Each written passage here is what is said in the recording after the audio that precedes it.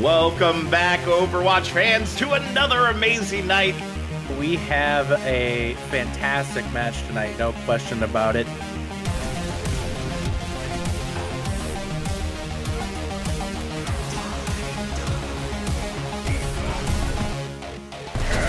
Oh my god, yes!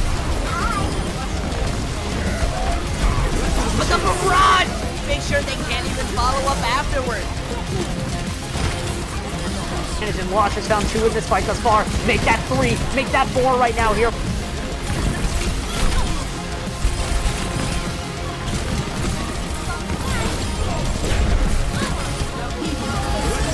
Dynamic team gets a 4-man tire. Those who find the picks will save the fights, and they don't really need to save what they've already won. 100 get 3 with the primal rage.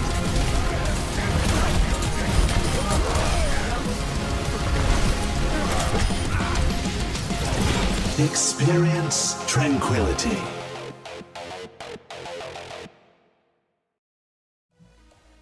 Good evening, everybody, and welcome to the kickoff of Season 8 event week here at Train-quility Gaming. I am Mr. Yeti. Joining me tonight, we have Train. Welcome, Train. How are you doing? I'm doing great, Yeti. Thanks for having me. I'm excited. It's an awesome time here in Train-quility. As a reminder, this is the big event week. It's our big event every season that we have where we raise money for charity. We have all these fun little side tournaments, kind of a little mini break in between stage 1 and 2 of our Overwatch tournament. This week is all about raising money for a fantastic cause, and that is for Project Hope in their Hope for Ukraine campaign. We are working to raise as much money as possible for them. They are providing clothing, medical equipment, insulin, supplies for kids, food, diapers, all sorts of things for Ukrainian refugees who are currently fleeing the war ongoing in their country. So we hope that you guys can help us in this incredibly important cause as we go all week and try to raise as much money as we can for Project Hope. That said, tonight we do kick off the events here with a fantastic one indeed, and that is our first ever, well, I should say third in a sense, but first ever as Train-quility. It's the Train-quility Teamfight Tactics Tournament. Train, this is your third one of these you've run now. Can you tell the folks who are watching here a little bit about, Teamfight, just a very 30-second overview of Teamfight Tactics. Yeah, I'm glad you're giving me space to do this because it is definitely a unique game. TFT is what's called an auto battler game. So the basic premise is that it's an 8-person free-for-all. And the goal is just build the strongest army you can. And then it goes and it fights the armies of the other players one at a time. When you lose, your character, or your little legend, as it's called in TFT, takes some health damage. When your health hits 0, you're eliminated, and it's last one standing. So very bare bones, bare basics of TFT. Obviously, there's a lot of strategy to it, a lot of intricacies with the ways that units and items and characteristics work, which I'm sure we'll get to talking about as our first game gets started. We have a lot of excitement there, and I think we're going to go ahead and tell the lobby to get underway. But it is about that time here, guys, for some Teamfight Tactics. Now, Teamfight Tactics has been a game now that's been out, I would say, roughly about 6 years. Am I saying that right? About 6 years? Or is it a little less than that? Less, I believe it's closer to 2 or 3 years, believe it or not. Oh, that's right. They do three-month rotations on sets. Yeah. That's right. My mistake. So 3-month rotations on sets, and we are currently in what is called set 6.5. That is the continuation of the Gizmos and Gadgets set now into, I believe they're calling it the Debonair set, or what's the specific? I think that's I forget the exact. That's a good question. I don't really know. I'm just going with Gizmos and Gadgets. That's about as far as I care about the names of the sets. I just play the game. Exactly. And we're going to do a lot throughout the night tonight to kind of give you guys a brief education into what goes into Teamfight Tactics. Again, Teamfight Tactics is in itself a very unique game, and it looks like our first lobby is just now getting underway here, and every game starts the same way, correct, Train? Yeah, exactly. So when we first load into a game here, you'll get what's called this first carousel. Right? And there are carousels throughout the games at various stages. They're symbolized by the little, let's wait for it to load here. Well, you'll see a kind of a circular icon in the top there. But you basically take your first item, your first unit of the game, fight some neutral rounds, and get started.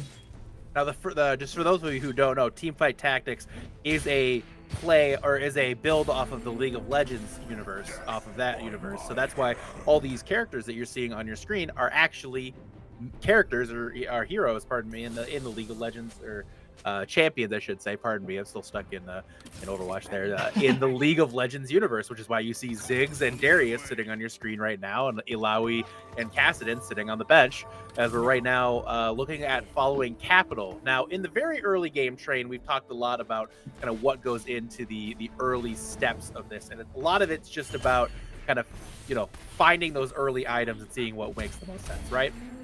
Yeah, I think a lot of your early game is kind of, okay, I get these certain items you'll see on the left hand here of Capital's bench.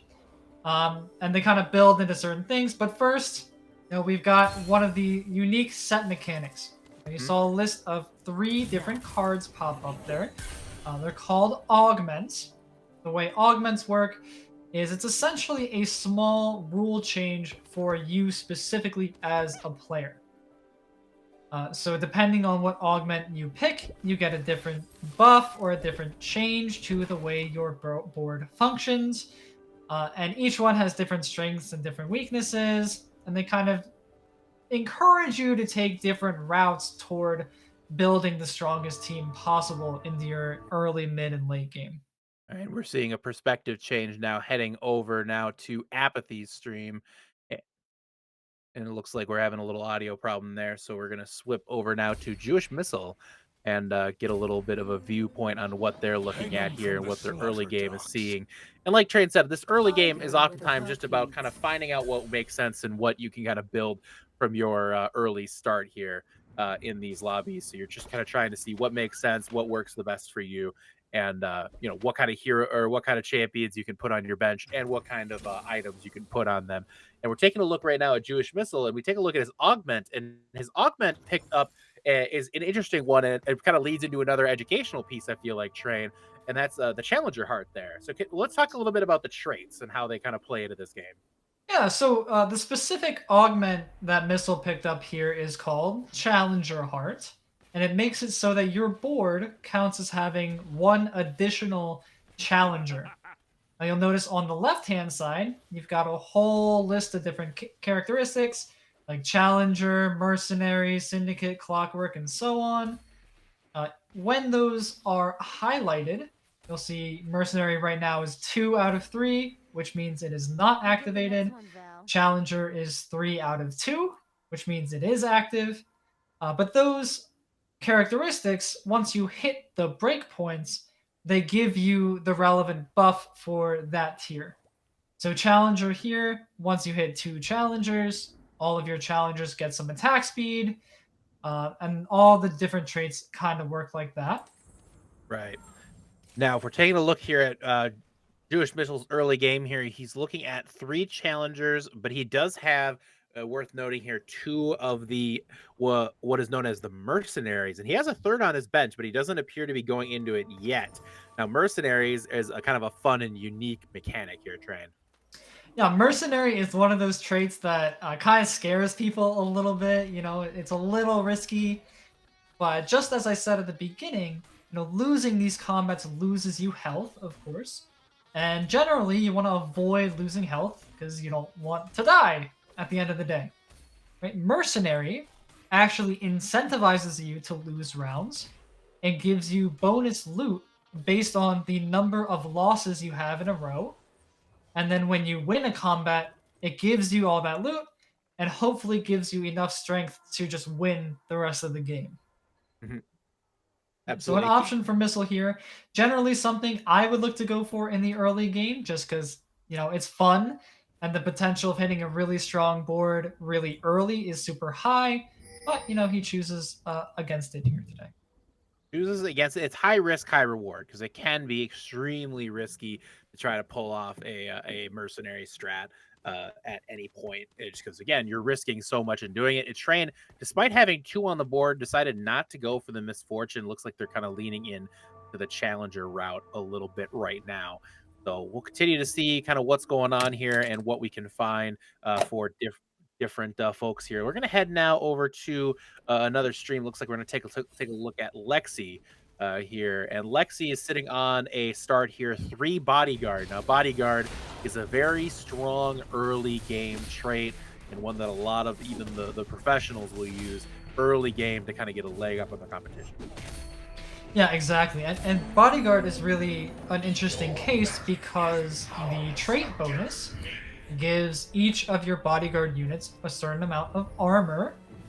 I'm trying to be aware of the amount of vocab I'm using. I know it's a lot to take in at first, folks, but I promise as you get into it, it makes a lot more sense.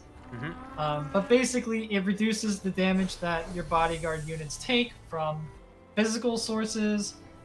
So early game, where a lot of the damage is going to be physical, Bodyguard tends to be extremely useful in kind of those early rounds here. Now, again, we are early in this round right now, so a lot of people just kind of trying to figure out what makes the most sense. Again, Lexi with this early bodyguard build. Now, bodyguard, again, very flexible into what she can go in down the line here. Picks up a couple of Dariuses to level up one of their champions on the board. Now, again, that might be a term people aren't necessarily familiar with if this is their first time playing this game, Train. Yeah, so one of the fundamental mechanics of making your board stronger in TFT is that once you buy a certain number of copies of the same unit, they will upgrade. So once you get 3 bronze units, they turn into a silver, and when you get 3 silvers, then they'll turn into a gold. And it stops there. Nothing past gold this set, so there have been in the past.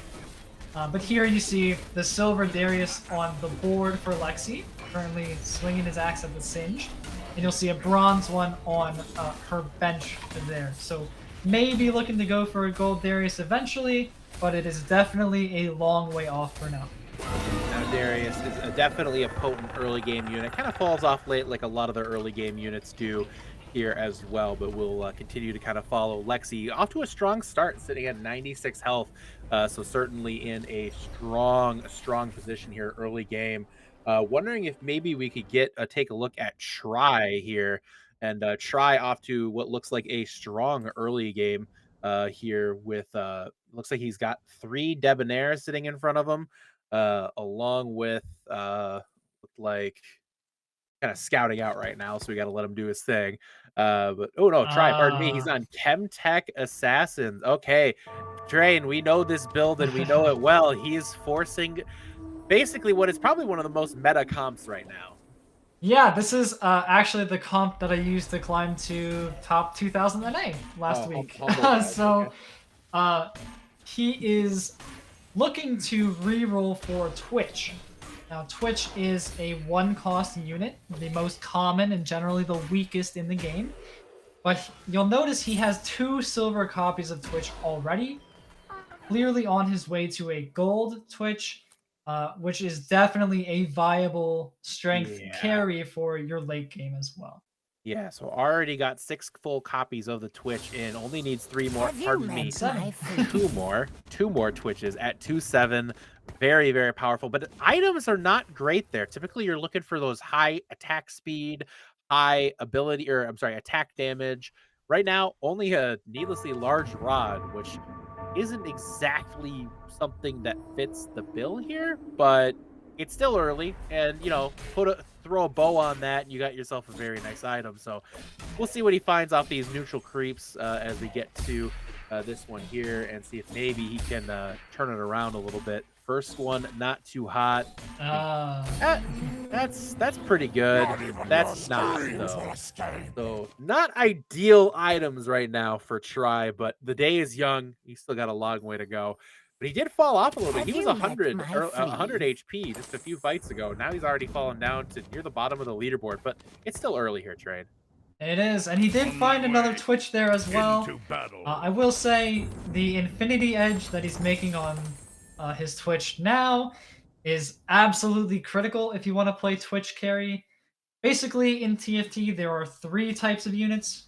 There are tanks, obviously, that go in your front line and take damage, attack damage units that do physical damage, or ability power units that do magic damage. Now, Twitch is an attack damage unit, so he does physical. And so items like Infinity Edge or items with a lot of attack speed or attack damage will benefit him greatly. And Infinity Edge scales that damage multiplicatively. So very, very important for a potent damage carry Twitch. Unfortunately, a little struggle right now. No front line really to speak of for try. So it's kind of in a tough shape right now. Maybe let's get a shot at Charybdis. We haven't had a chance to see them and get an opportunity to kind of finally see what they're up to in their game state right now. I think they've had a pretty interesting run. They're running the mutant build, and it's an early mutant run. I don't know what the mutant trait is today. Unfortunately, actually going to message them right now to see if they can mouse over it so we can get a good look on stream. But it is running mutant, and we have a very powerful, very powerful unit up front. And there's something unique about it, Train. Yeah, this little purple lizard man is Cho'Gath. He is one of the tanks in your typical mutant or your bruiser comps. Now, something unique about Cho'Gath is that he actually takes up 2 board spaces.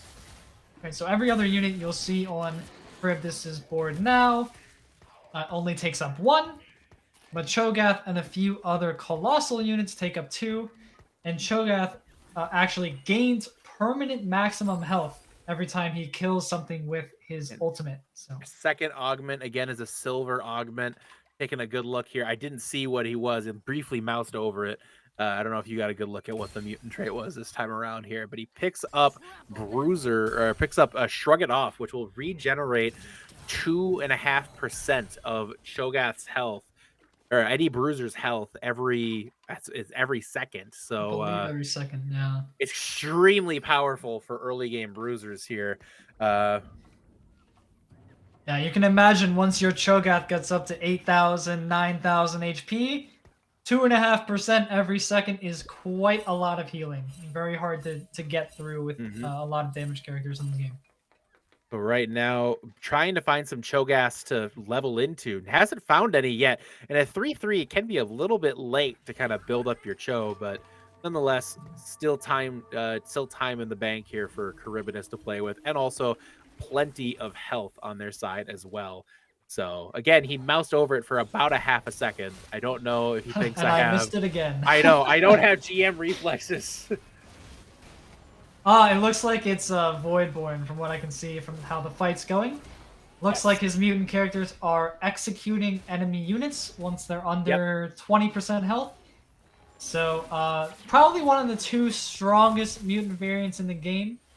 Now, the other traits, of course, will do the same thing consistently, game to game.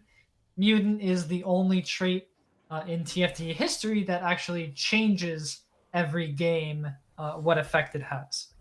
Absolutely. So right now, again, Charybdis is taking a look around the lobby. We're going to head over to Vile Raven, who many of you from Train-quility will obviously know as Potato, currently playing on Firefight this season. But Vile Raven right now sitting as well, looks like on a Debonair build with Assassin. It looks like more than likely based on that, this is a pretty common build for the the Talon reroll.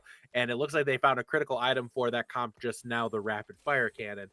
So that is a very powerful Talon, and it's a VIP. So Debonair is very unique in Train. You want to give a brief explanation on Debonair? Debonair, as a trait, every tier you see 3, 5, and 7 there. Each tier will give you bonus ability power and bonus health. But every Debonair has the chance of spawning in your shop as a VIP. VIPs have extra abilities when the Debonair trait is active. You can only have 1 VIP at a time. And for Talon's case, he does, I believe it's just a significant amount more damage I think it's true damage on his auto attacks. So he will be cleaving through the back line pretty quickly here, especially in this early game. Right, and cleaving right through and doing really, I mean, that build can be very, very powerful here. So Vile Raven, despite being low on HP, still in a pretty good spot as we're moving forward through this lobby. And right now we're getting close to the the third round here of neutrals, and that is I mean, Tato's in a good spot here, I would say, sitting with that rapid fire cannon. Also got some tank items up front, which can certainly be helpful as well. A lot of people tend to undervalue having a strong front line, and it looks like Tato has not undervalued that here in the early stages. Yeah, definitely a good call to try and get, that Silver Leona.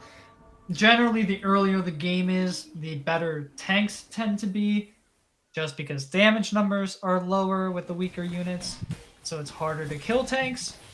So getting that Leona 2 online very, very early is going to prove critical to Tato's longevity throughout this lobby.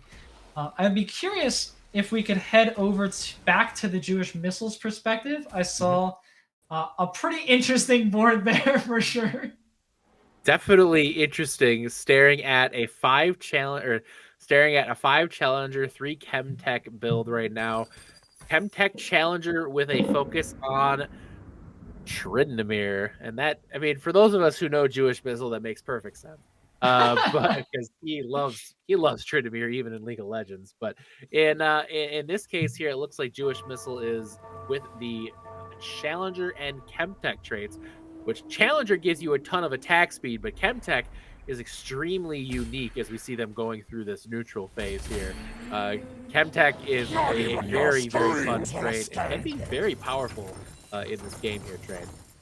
Yeah, so Chemtech here is going to give all of his Chemtech units some healing and attack speed. So very useful for a lot of melee carries like Tryndamere himself. You've got the Warwick and the Zac in that front line as well. What's really, really impressive about Missile's board so far is that he has total unity in his game plan. He's got the Challenger Heart for +1 Challenger. His other augment there is called Challenger Unity, which means that all of his non-Challenger units will still get the Challenger buff. And he has a Silver Tryndamere already on what was level 6. Tryndamere's a 3 cost. They generally don't start showing up en masse until level 7.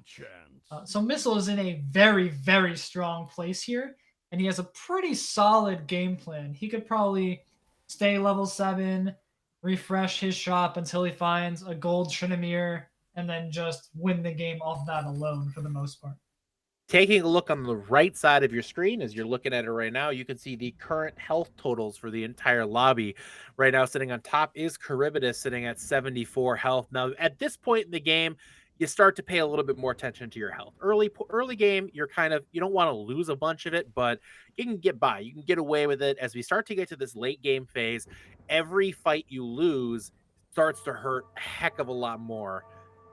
You go from losing maybe 4 to 5 HP for losing a fight. Now all of a sudden you're losing 12, 15 or more if it's a bad loss, Train, and it can be absolutely brutal. So right now you're going to start to see comps really start to kind of take shape. Right, it gets much more punishing. And so this is the point, like you said, Yeti. Speaking of punishing. Where, yeah, oh my gosh. And now you're seeing the strength of Missile's board as he just demolishes Capital with a 5-unit win. And Capital takes a lot of damage there. Right? He's all the way down to 61 now. Maybe you're getting a little bit more nervous. Right? That's a 13 damage loss this early. So Capital probably in a spot where he should be spending some gold, trying to get stronger. Whereas Jewish Missile is just sitting pretty with all of his resources and his comp figured out. Yep. Missile's in a really good spot right now. And Missile is in a situation, if you notice, he has 50. This is a concept that might be foreign also to new TFT players. I mean, people who maybe just don't know anything about TFT but are watching here today. just to support the community or the fundraising drive going on right now. But that's econ and economy and keeping your gold reserves high. Now, Train, can you explain why it is important to reach these economy breakpoints? Yeah, so economy is basically just the amount of gold which you see at the bottom over the shop. You see, Juris Missile now has 52 gold, right above that purple Alistar in the bottom bar. Gold is just a resource you have. Like all the other resources, you have HP, you have items, you have units, you have gold. Gold can be spent on leveling up, or refreshing your shop, or buying units. And for every 10 gold you have, you earn 1 extra gold every turn until you hit 50. So usually you'll see people saving up to 50 just to maximize their income, and then they'll start to spend anything over 50 until they get desperate. Right? This maximizes the opportunity you have to get advantages, and just gives you overall the most options on how to play your hand here. So TFT is a very simple game in a way, but it has a lot of nuance to it. And I think managing your econ is very, very critical in a game like this. So let's go to somebody we haven't taken a look at for a while. Maybe we've spent a long time here on Missile, who is looking really strong. I think we head over to Capital next, and taking a look here. Capital sitting on a 5 Innovator, which Innovator is unique in its own right here, Train, because it actually adds a second unit to the board. It does. You'll see this friendly little mechanical bear on the top left of Capital's screen. Now that is the 5 Innovator bonus. This little mechanical bear basically soaks up damage. When he ults, he'll give your team some attack speed. But really he's there to take some aggro, increase your front line.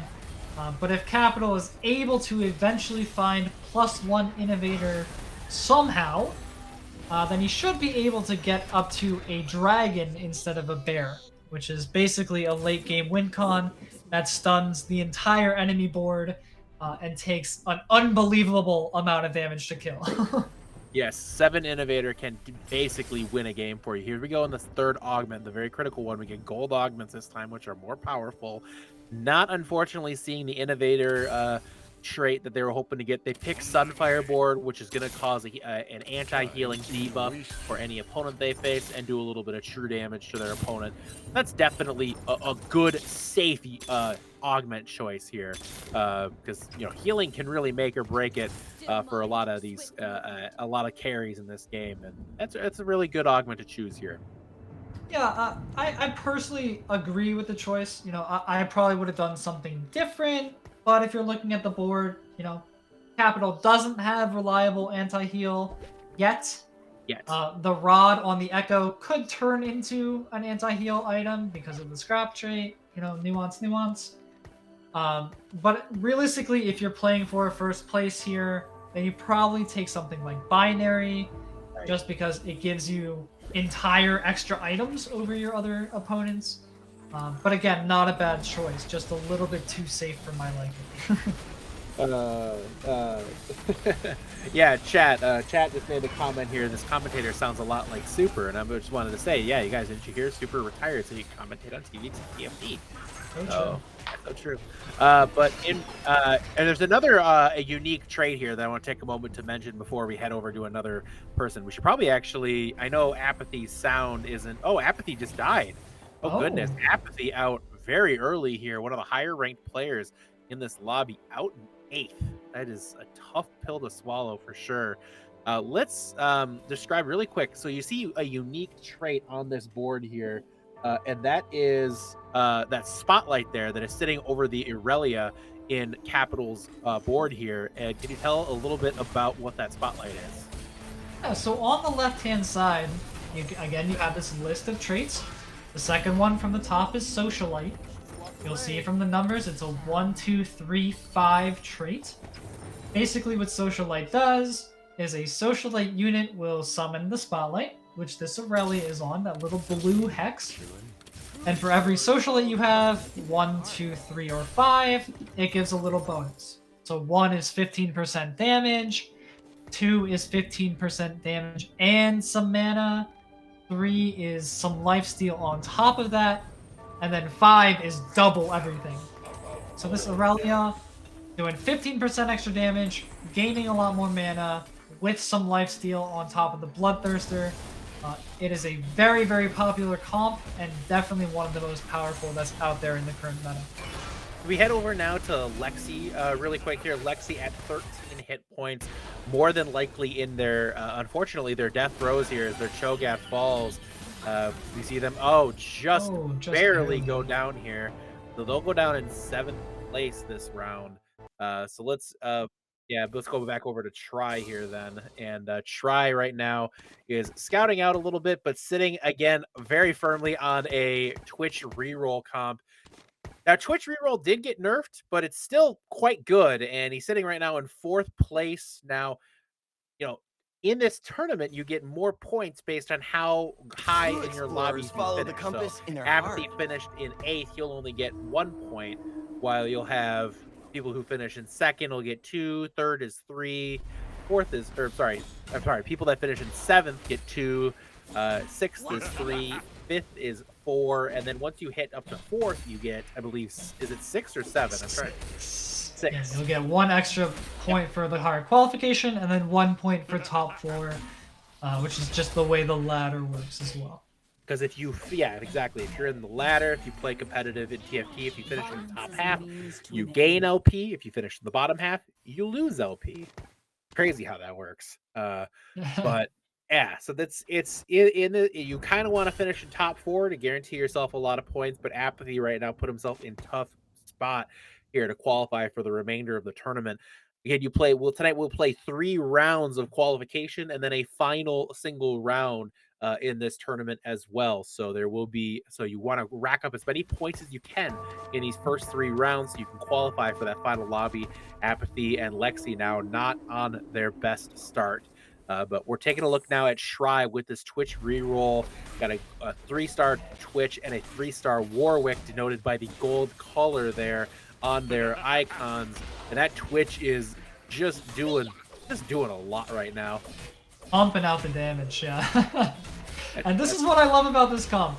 Try was pretty low early, and he got very lucky with the amount of Twitches he hit relatively easily.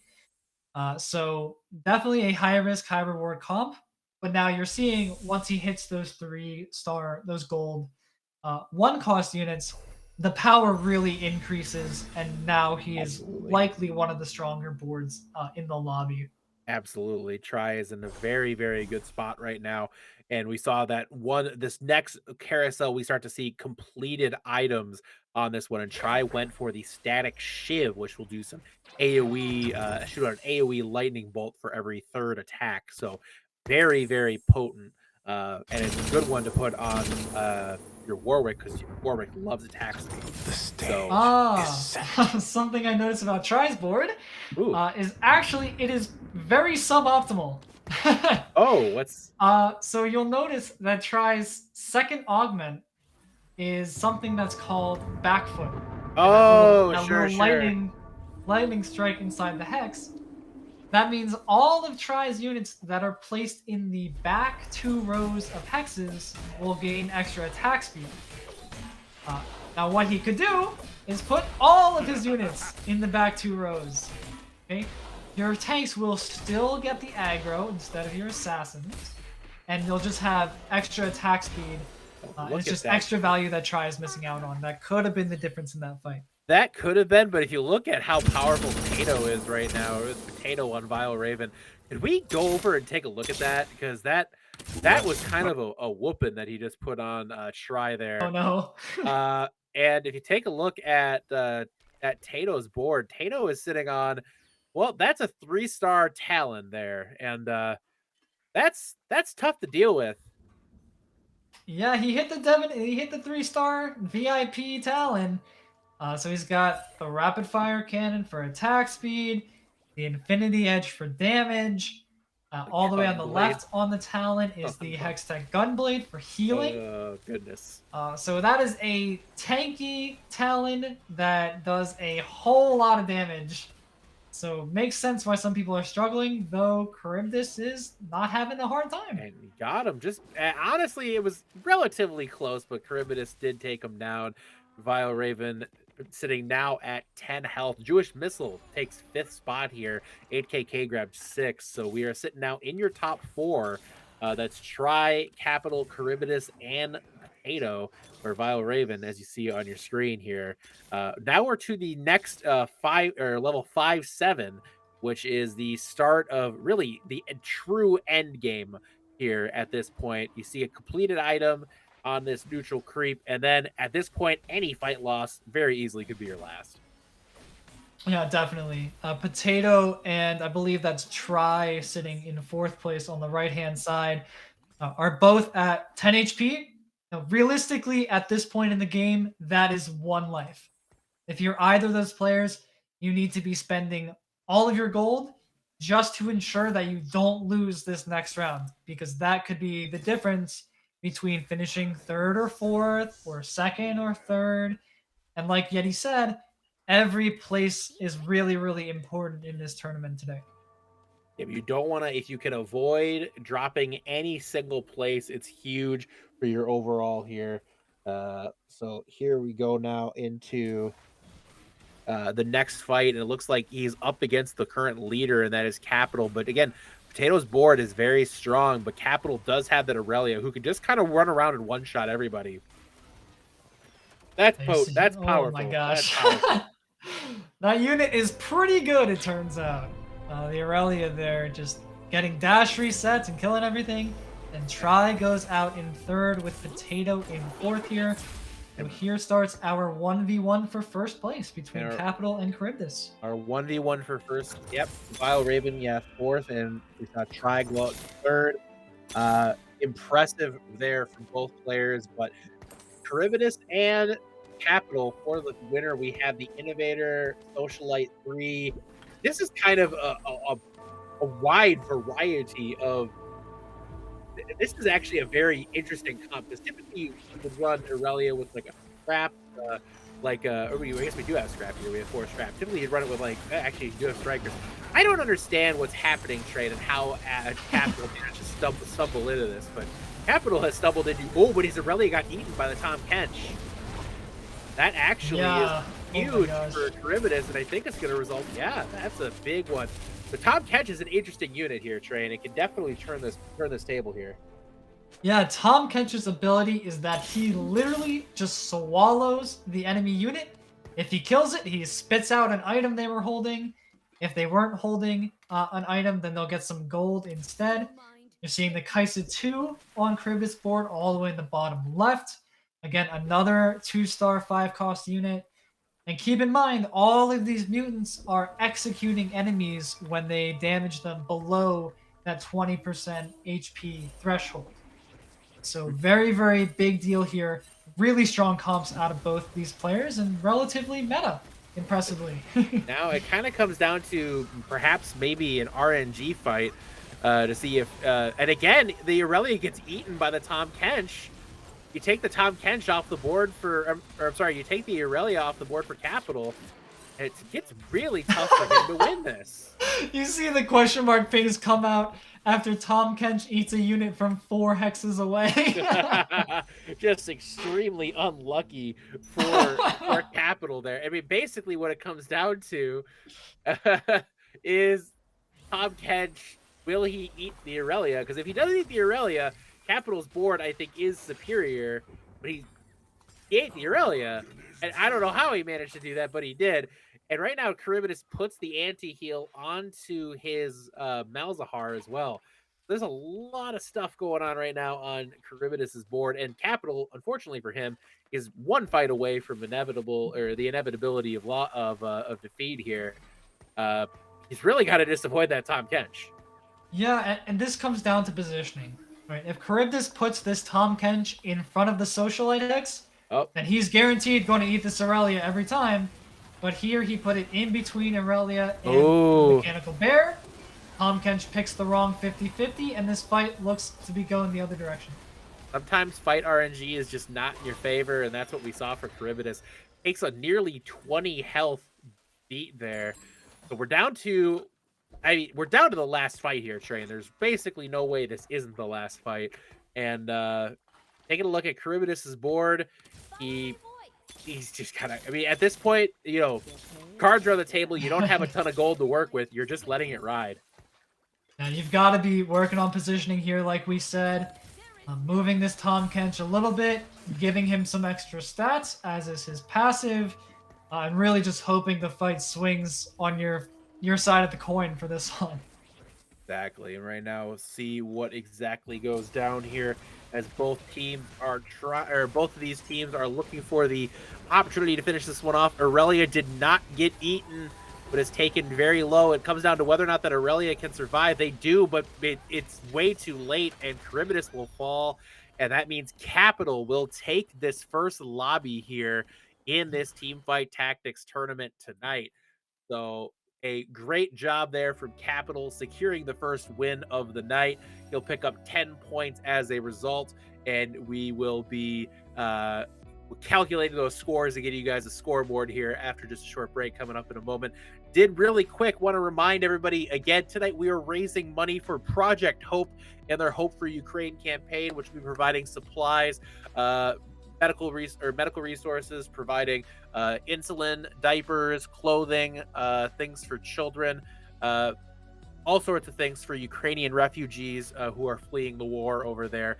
We did get an anonymous $10 donation during that last run. Thank you so much for doing that. We do hope it would be awesome if we could see more donations throughout the night. If you do donate, we'll be shouting you out throughout the night as well. Let's try to raise as much as we can for this awesome cause tonight. But Train, we're going to go ahead and take a quick break. We will be right back here in about 5 minutes, and we'll bring you round 2 here of the Train-quility Team Fight Tactics Tournament.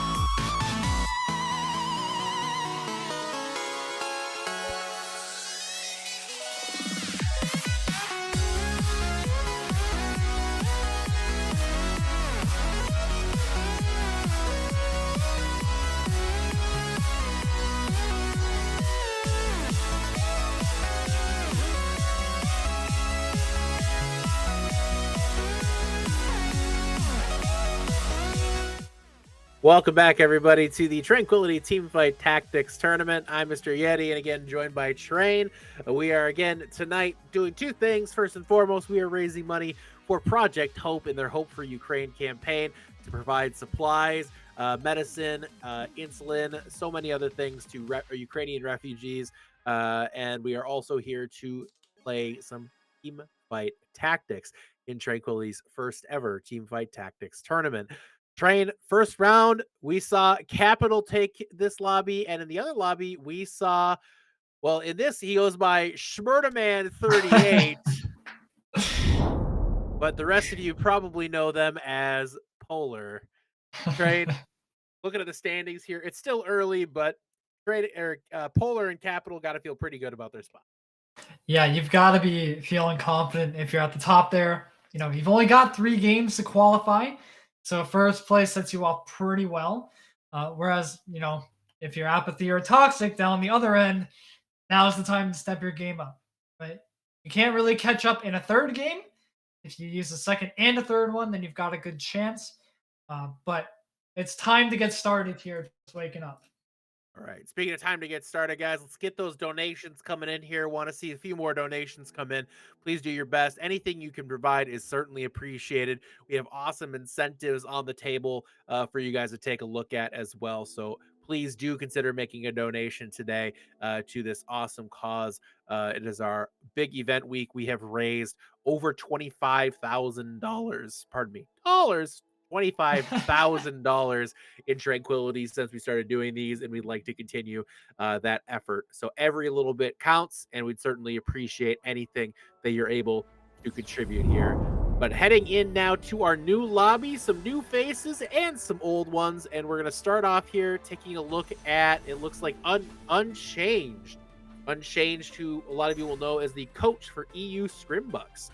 Playing in this round from overseas, and they also play on Vengeance as well. So Unchanged goes with the sword and the Nocturne early on here. Again, early game, very much about collecting those items.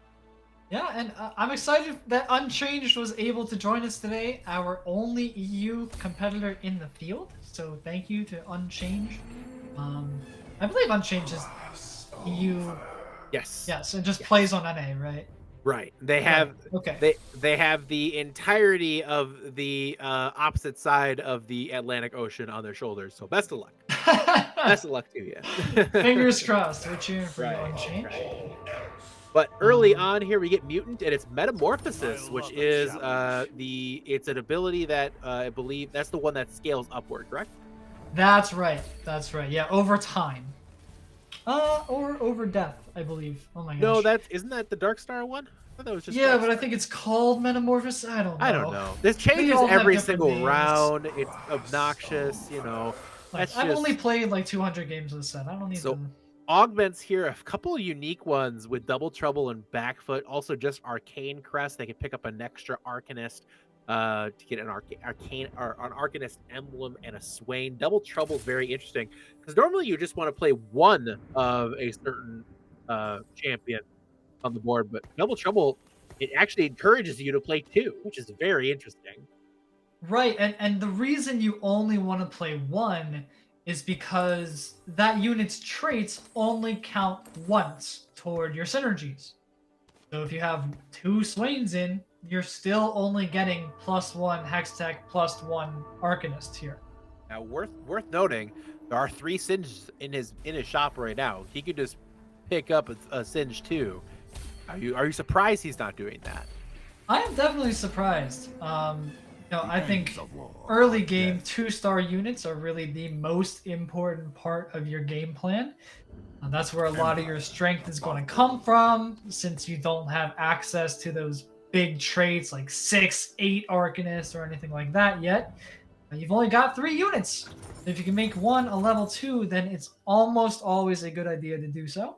Yep. But here you see Unchanged prioritizing that first econ interval, and then rolling once to get rid of it, as I say that. So for some reason, sometimes you just get greedy. Sometimes you just got to see what's there. I understand. We all get tempted. So, but right now, it looks like with a bit of a Hextech build going on for Unchanged here early on with that Arcanist build, something kind of play around with this. Maybe if you really want to build, you could honestly go even Swain carry, which is a thing. You get very powerful. Let's take a look at somebody else we haven't seen yet tonight. Let's head over to Toxic on the Toxic Blade 47, as he loves to. Right now, no traits active, has a Twitch sitting there on their board, and a Poppy and a Singed. Train, not a whole lot going on right now for Mr. Toxic Blade. Yeah, not too much. You know, maybe got a little inspiration from Try in the other lobby last game, looking for that Twitch with Bo from the initial carousel, and kind of praying to hit 1,000 Twitches in the next few rounds. You know, no items made, 1 upgrade, no traits activated. Toxic is probably looking at a pretty lengthy loss streak here in the early game. Which, again, can be okay because you can get some extra econ from that. But that being said, you know, usually you want to lose just like by 1 unit there. Losing 8 HP in the early game, that hurts. That hurts a whole lot. So not the start that Toxic, I'm sure, was looking for here. Missed an opportunity to sell to get up to an econ break point. Finds the Twitch too, though. Now, it is worth noting, they have a Last Whisper sitting on the bench. They appear to be greeting a little bit here, trying to find something different. Yeah, and you know, I like to tell people when I coach them in TFT that the difference between a low elo and a mid elo player is their willingness to settle for decent items. And so, if we think about it this way, right? If Last Whisper is a little worse than your alternative, well, what if you have the Last Whisper for twice as long? It's probably a little bit better value in the long run. And so now we see Toxic decide to make that. Definitely the right call here, and he'll be getting that value from the completed item for several additional rounds here. And that can be a really big deal, especially when you're losing early and you're just trying not to die before you see the end game. Now that is what we would call a good loss, only losing 2 HP because of the nature of that loss there. Worked out really well for Toxic. It's okay, the loss streak going on as we're gonna head now to our next person here as Toxic filters around the carousel. Looks like we're going over to YB now. YB now looking around the carousel, trying to find something sitting at 100%, or I'm sorry, 100 health, pardon me. And they got a nice little build, it looks like. 4 Hextech, 2 Striker, 1 Socialite.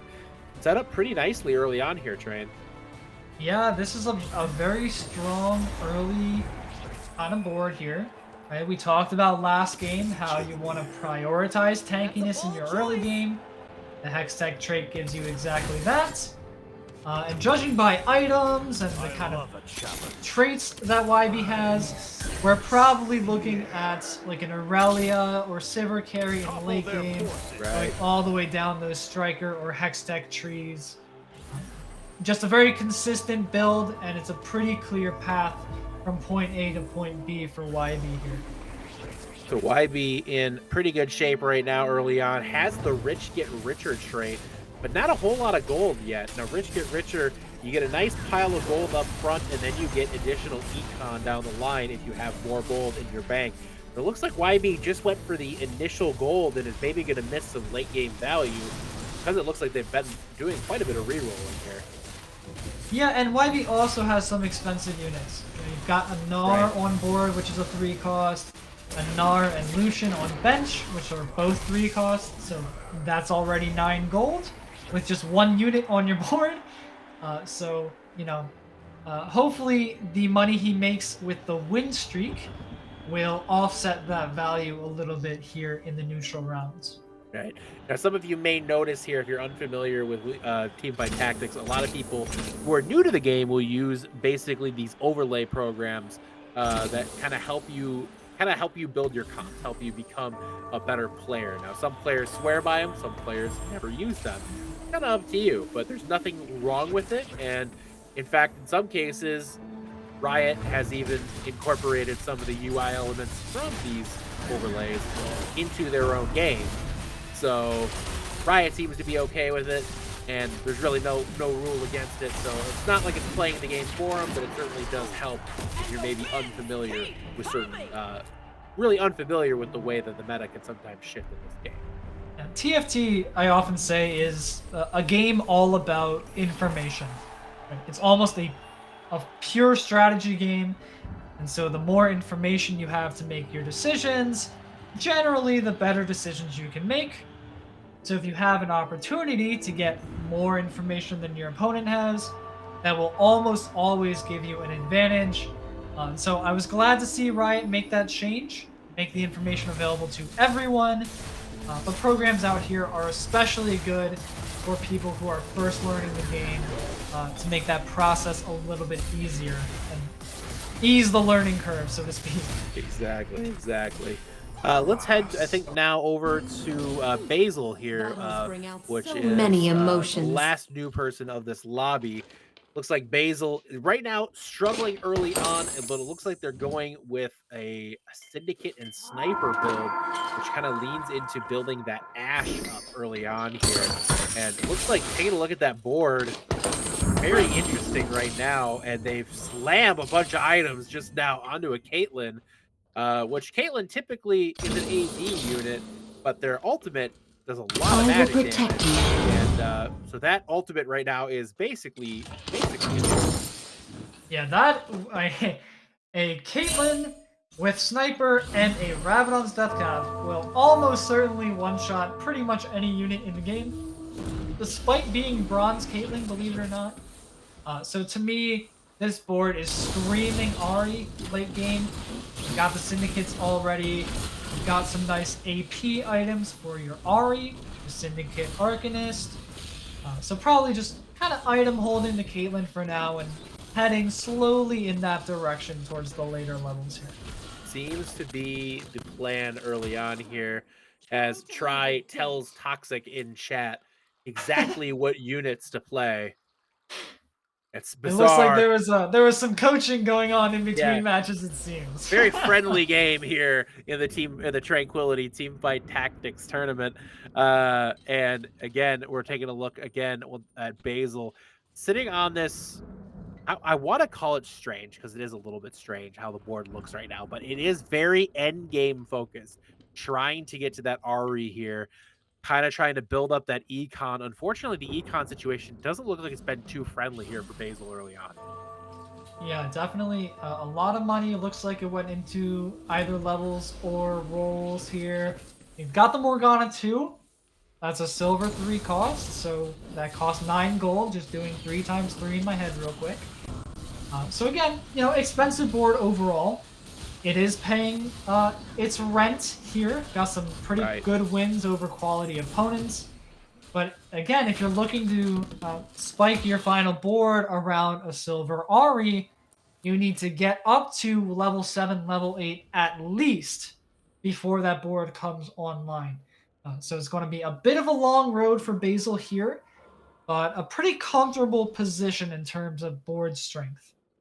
Right, absolutely. It's definitely a good board strength situation. Took a win there, keeping that HP a little bit higher, and finds not the greatest augments, but interesting ones. And not the best. Phalanx, probably the right call there. Just giving your whole team some could have been interesting, though. That's exactly. I think alike, Yeti. They do have, and their board is not really settled yet, and they do have a 3-star Morgana, or sorry, 2-star Morgana, which would have turned into a random 2-star 4-cost unit or a purple unit as they would appear in the shop. And at 3/3, having a 2-star 4-cost is almost unheard of. So it could have been a risky gamble there for Basil maybe to go for that, but gosh, it would have been fun, wouldn't it have been? Oh yeah, I am tempted by that every time I see it. That Morgana could be everything, even an Ahri, right? Right. Imagine all of a sudden you just load into Basil's board. They're level 5 with a silver Ahri. You're like, how is that even possible? The 4-cost odds are 2%. And here Basil is with an extremely strong 2-item 4-cost carry. So the swing potential there, very high. Low roll potential also exists as well, so Phalanx probably the safer of the options here. Phalanx is definitely the safer option. Let's see, maybe right now, taking a look at the board, we haven't seen Try yet. Try sitting at 100 health, and that's a pretty good start here. Train at 3-4, still being at max health. If you're in Try shoes, you got to be feeling absolutely great. Yeah, this is an excellent spot to be. In 5 Bruiser, leaning into that tankiness. We caught a glimpse of a 2-star brand there, which, again, one of those ability power carries with a blue buff and a lot of health. So he's going to be casting quite a bit and just really CCing the whole board and doing basically all of Try's damage as his front line holds on for dear life. Now, it is worth noting that I mean, the brand is it's nice, but he doesn't have any quote unquote traditional carries yet. Just kind of leaning on that tankiness quite a bit. But honestly, early game, it's still early. Tankiness can just win for you at this point. And that board is very tanky with 5 bruisers sitting on it right now. So as he comes up against Jewish Missile, who is sitting on kind of a unique looking comp there, but Try isn't even concerned with that, just going over and taking a look at other people's boards right now. It looks like Jewish Missile has a very unique composition sitting in front of them with a Sunfire board and Thrill of the Hunt for augments. I'm not really certain what Jewish Missile has, other than really just a bevy of items sitting on his bench and not really much else direction, it seems like right now. Yeah, a bench full of items, and that is a solid sign that Missile is trying to figure out what direction to head in. He has a ton of options here. Got a lot of swords. You've got a rod in there, some tank items on the left. The problem is that every turn you hold these components is a turn you're missing out on strength. So that's why we're seeing him towards the lower end of the HP. But probably after this neutral round, he'll look to complete some of these items and start to pick a direction for a final comp. You see a little party going on over here on Toxic's board, and it looks like right now, I guess we're going to get another view at Toxic, who is struggling to get out of the basement of this lobby. Not necessarily going great for them. They're up against the top board right now as the party continues on Toxic's. While that happened, Jewish Missile lost his fight, is down now pretty brutally. Toxic cannot win that one, down to 28 HP himself. Look at that bench. It's full of life, full of champs, but he can't use any of them. Yeah, this is a tough spot for Toxic. It looks like Try is trying to coach Toxic mid-map on how to play Twitch reroll. But unfortunately hasn't been working out. He just looks a little dizzy with all the different units on board. Probably want to just sell the Camille, roll all your gold, hit Twitch 3, and just narrow down on your different options here. It's too much to think about for a new player, and that's okay. You don't have to. You can focus in on one win condition, do one thing at a time, and make that your game plan. Right now, they don't appear to have an immediate plan going into this here.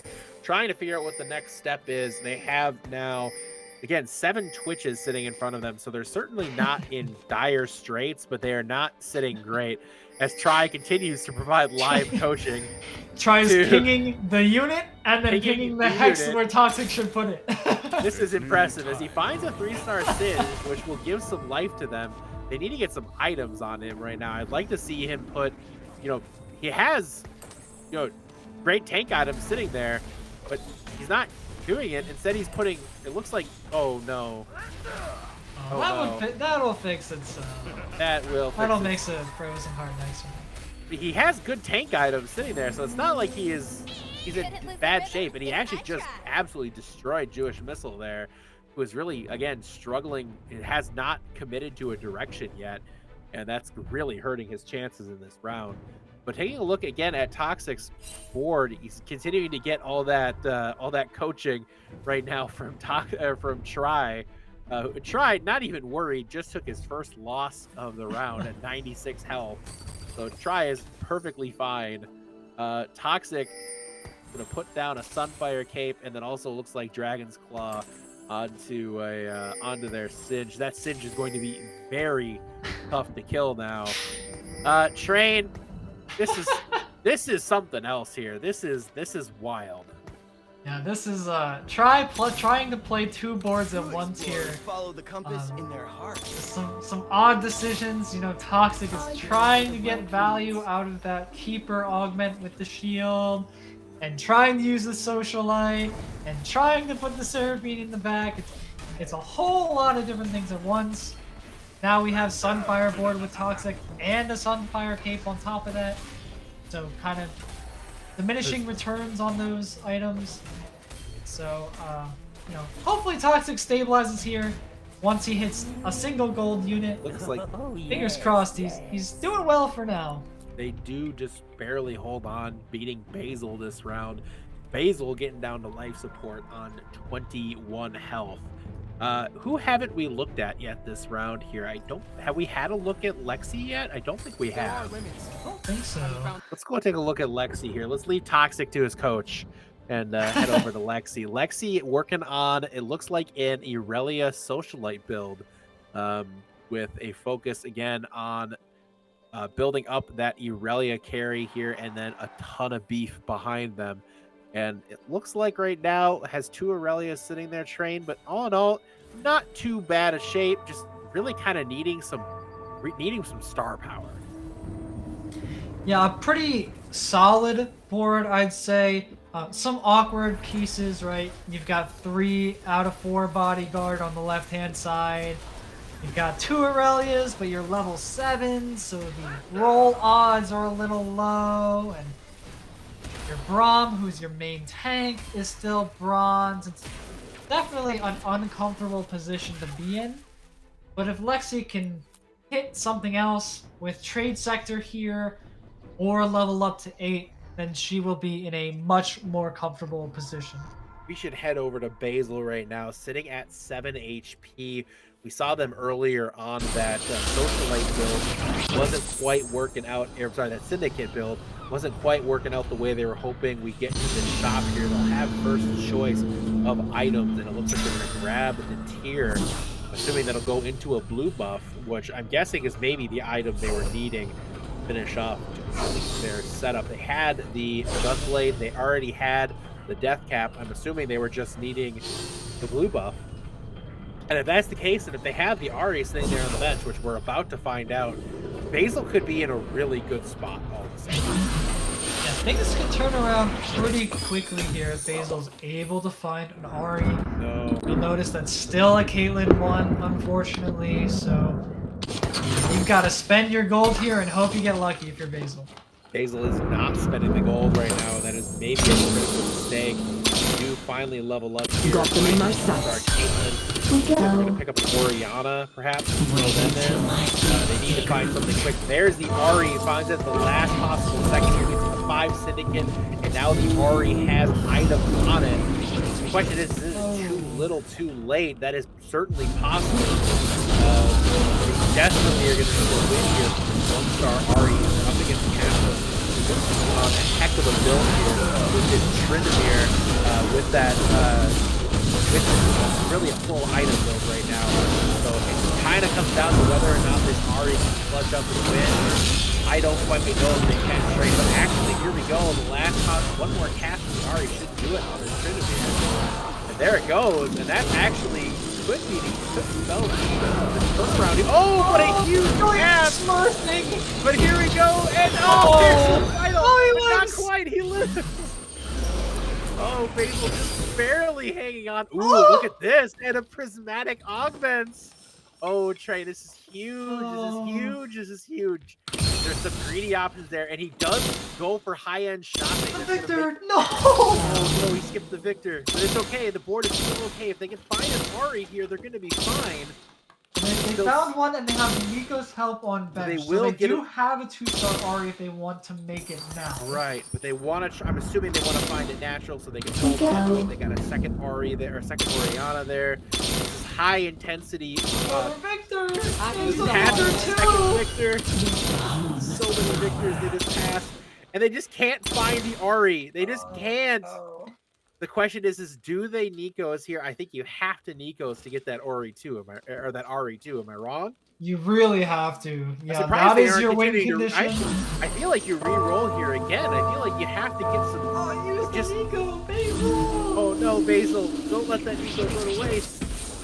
That could be a critical error here. Oh no, this is unfortunate. Ori really has not built up yet. He's gonna have maybe one more cast before they die. Get a big cast on here, they might be okay. I'm Silver. Hey, you know what? We've all been there, Basil. It's okay. You were so close. You were so close to coming. Actually, hold up. That is a lot of damage on That was Ari1. It's not a. Oh my God! I'm getting mad at that flying game. I am furious at that variance. And there's the Nico. I think Basil. Something tells me Basil's on cast. Any help we can give, I am happy to give here. You know what? That's perfectly fair. But Basil clutches out in a big way there and manages to hang on and continue the fight here at 2 HP. Certainly a tough spot here for Basil, but I love a good underdog story. We're seeing that in the making here right now. You're hoping for a tier or a rod here if you're Basil. This is very exciting. Or be okay too. You could go for a Spear of Shojin on the Ari, but really either one would be totally fine. But you just gotta pick one at this point. Yep, you gotta commit. You gotta commit to one. I think you go Spear here. I would get. That's not what I expected, but you know, here we are now. You gotta go with what you got now. So Basil, taking an approach here, picking up the second 2-star Morgana. So Basil, though, we talked about the fact that they're really low health, but they kind of stabilized out here, given every fight is so precarious right now. As we just saw that blueprint. I think we both thought the same thing there for a second. I just saw the giant golden on Lexi's bench. Oh my God, I just saw that too. Oh my God, okay. For those in the audience, the golden egg is a prismatic augment, just like high-end shopping that Basil got. It hatches after 7 turns, and basically, if you live long enough to see the egg hatch, you should almost always win the lobby. It is that powerful. It gives you a ton of items, some of them radiant items, which are extra powerful. Sometimes it'll give Nico's helps or a ton of gold, but it's a massive power spike that comes right before the next neutral fight, or during the next neutral fight. So hopefully Lexi can live that long and see the glory of the egg in person. Lexi is in dire straits right now at 5 HP, up against Toxic Blade, who's been getting a very heavy-handed coaching experience from Try, and appears to be well established on this board. So for Lexi, losing the Aurelia there, losing more units, unfortunately, guys, it looks like that egg is just a dud, and Lexi will unfortunately fall here. Question is did Basil go down? Basil did not. Basil survived, and Unchanged goes out in 7th. Unchanged finished 2nd in the last lobby, so after a great first lobby for Unchanged, he drops to 7th in this lobby. That is a tough pill to swallow there for Unchanged, for sure. Definitely not what you want to see if you're sitting in Unchanged shoes moving into this one. So continuing to see where this one goes. It's kind of an interesting board state because Toxic got a lot of help, but now Toxic board state is really good here, Train. Yeah, this is quite strong. You've got the Twitch 3, this Singed 3 in the front, got the Bear from 5 Innovator, and this is the part where the Twitch comp really comes online. You've hit all your units, got your items, and now you can sit back, put your feet up, and win the lobby for the most part. As Jewish Missile goes out here to the coached genius himself. Jewish Missile does fall now in 6th place. Basil is barely hanging on, has been at 2 HP and a dream for quite a while. Wins And he again. wins against Capital. Wins against Capital. That is amazing. Basil on the underdog story of the night. It's the taking a look at our current setup here, and they do pick up a nice tank item, but Train, are you seeing the Arcanist? I thought Toxic was going to take the Innovator spot for the Dragon. Oh, he would have had Dragon. Oh no, Toxic. Oh, and he realizes it. No. He realizes the mistake. He knows he screwed that one up. That is.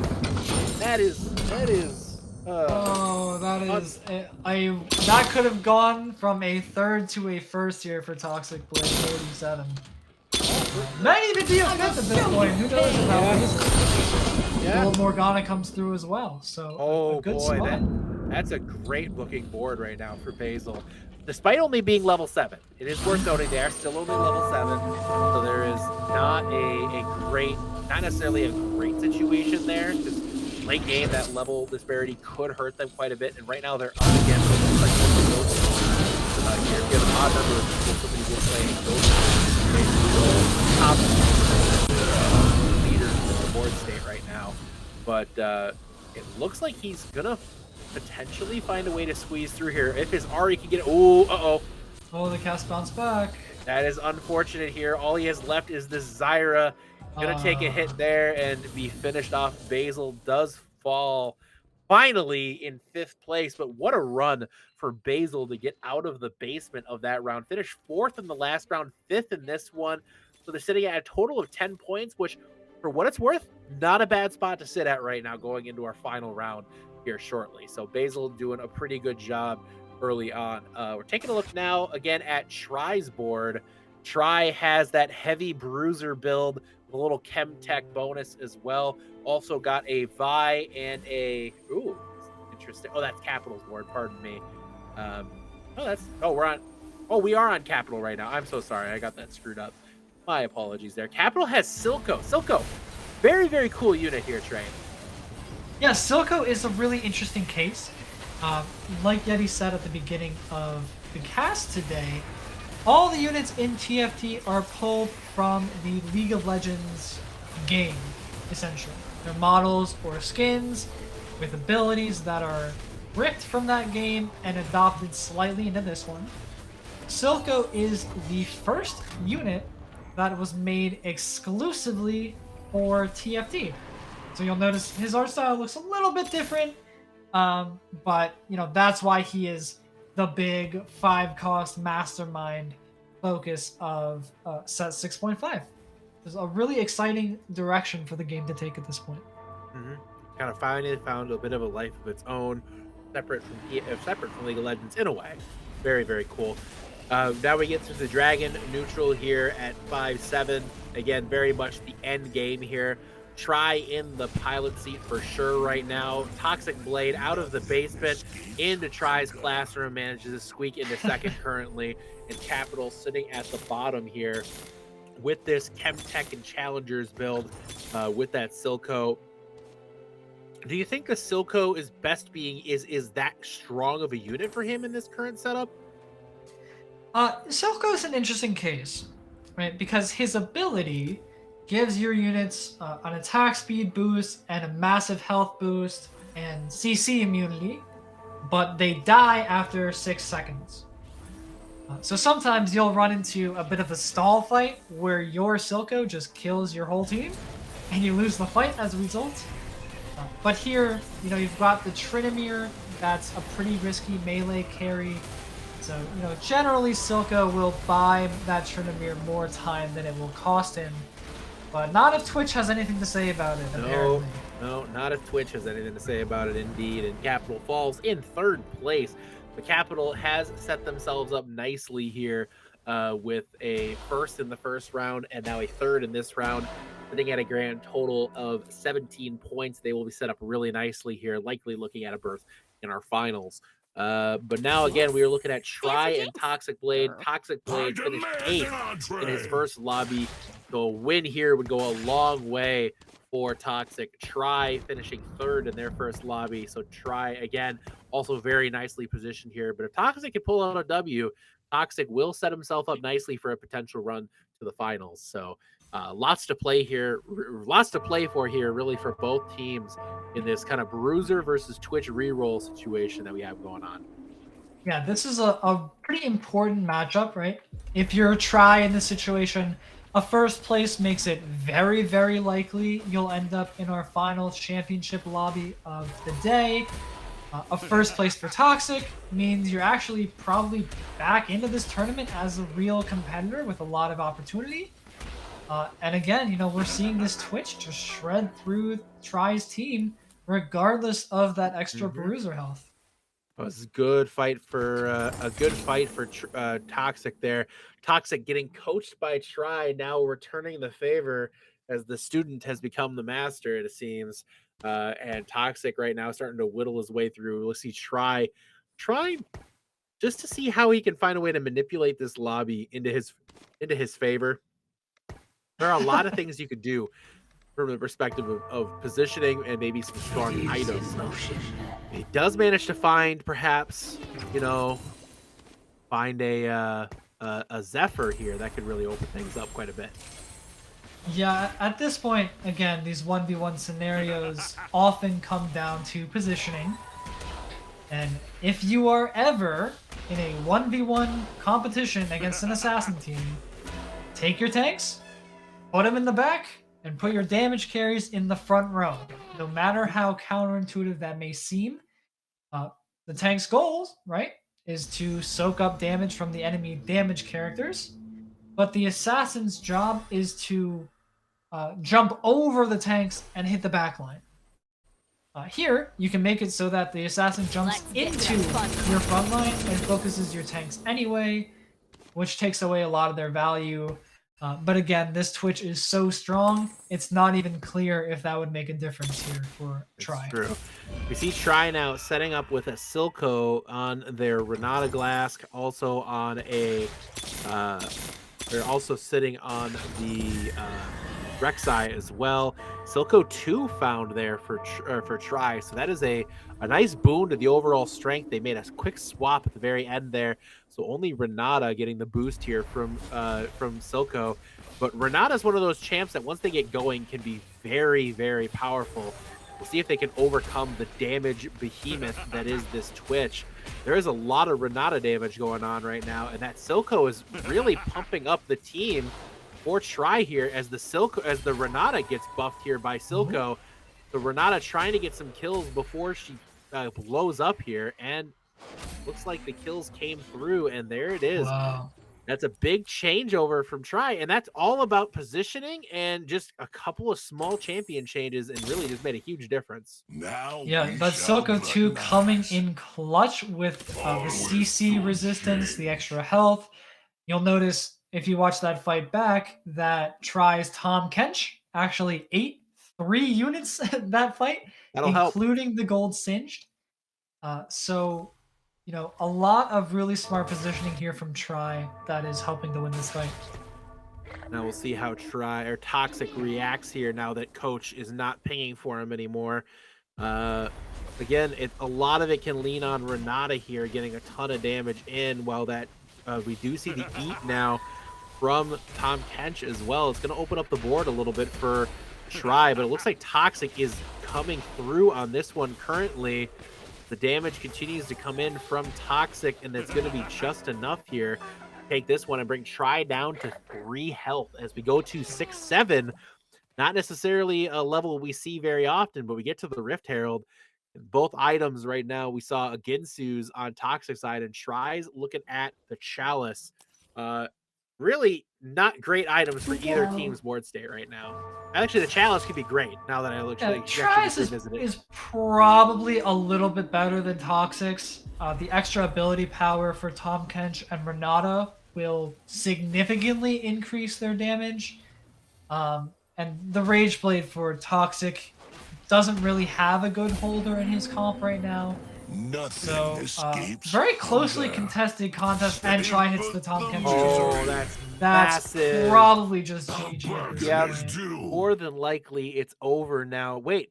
Oh, Try he has Pandora. He has Pandora's. That's actually really unfortunate. So Pandora's items will cause your items on your bench to shuffle and become something different in between every round. So Try lost his Chalice as it becomes Edge of Night, which Edge of Night definitely does not fit in to their current setup there.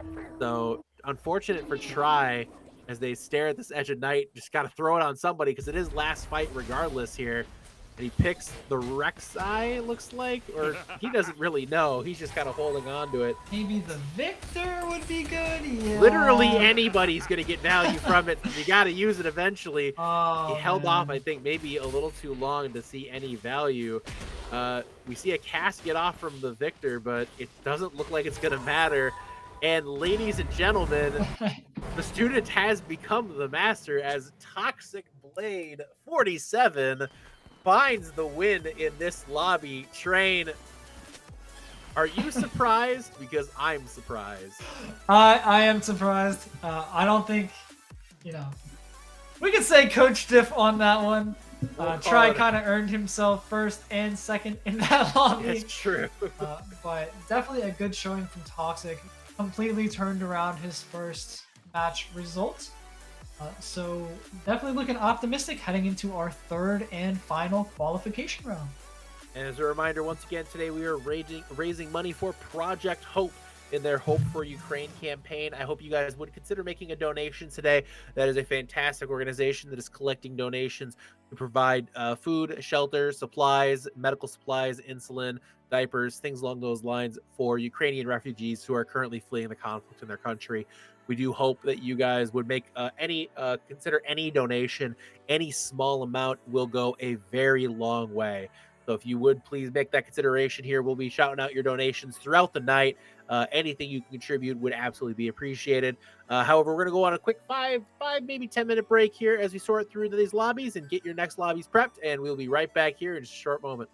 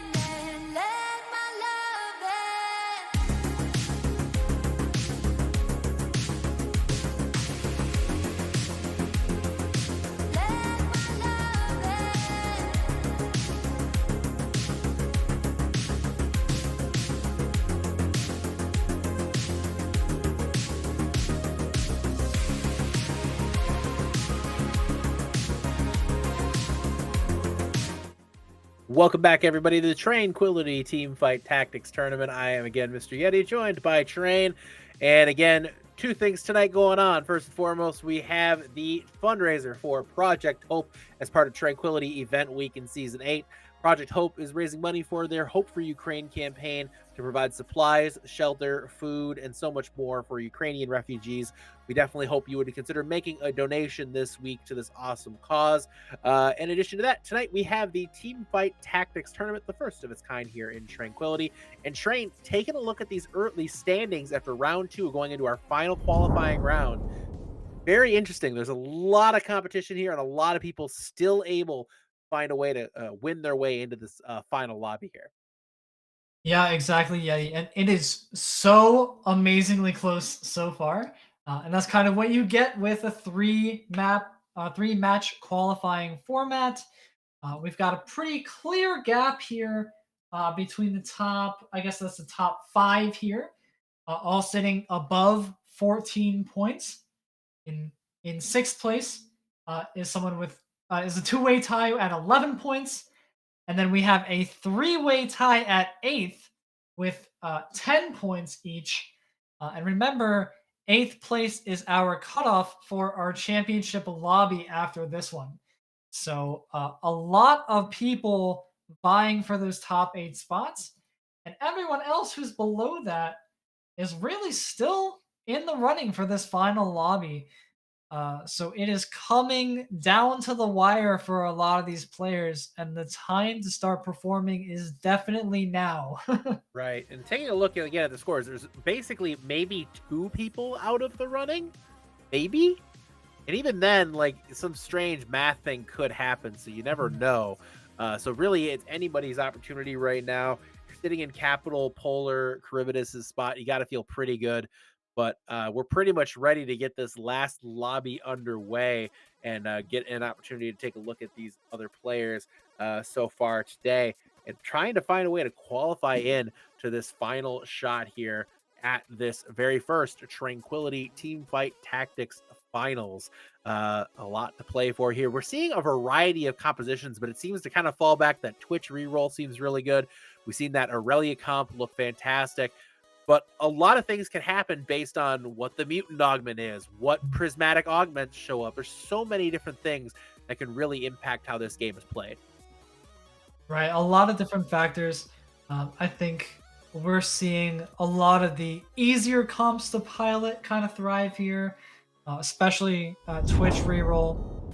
But as we get into our first carousel here, we're going to start with a perspective we have not yet seen tonight, and I believe that is Kraken. Kraken opens up here, picking up a Camille with a giant belt. A giant belt, always a safe item. It doesn't commit you into anything. It can turn it into a tank item. It can turn it into a Morello's. Definitely a good choice early on here if you're looking to be non-committal in how you want to start the show. The Giant's Belt is always a safe play early on. But the key thing here oftentimes is what kind of augments you get. And seeing early, getting a nice little gray orb there, finding both a Trinomir and a Zyra. That's 5 gold sitting right there if you end up wanting to sell those. Or you could lean into Chemtech here now. Look at that shop. That's screaming Chemtech. Yeah, you've got 2 singed already and a Twitch. You've only got 2 spots on your team, and you've got 3 Chemtech loaded up for Kraken, so...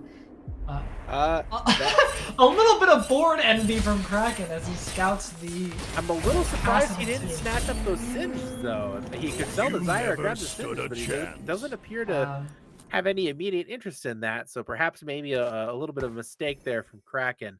But nonetheless, you know, still considering a lot here. We see silver augments on this one here, platinum augments, or I believe, I'm not sure what exactly they classify these as, but they end up going with calculated loss. That's an interesting one here, Train. I'm a little surprised by that. Yeah, I'm definitely surprised. You know, one of the other options was Challenger Heart, which again gives you +1 Challenger and a Quinn. So Kraken...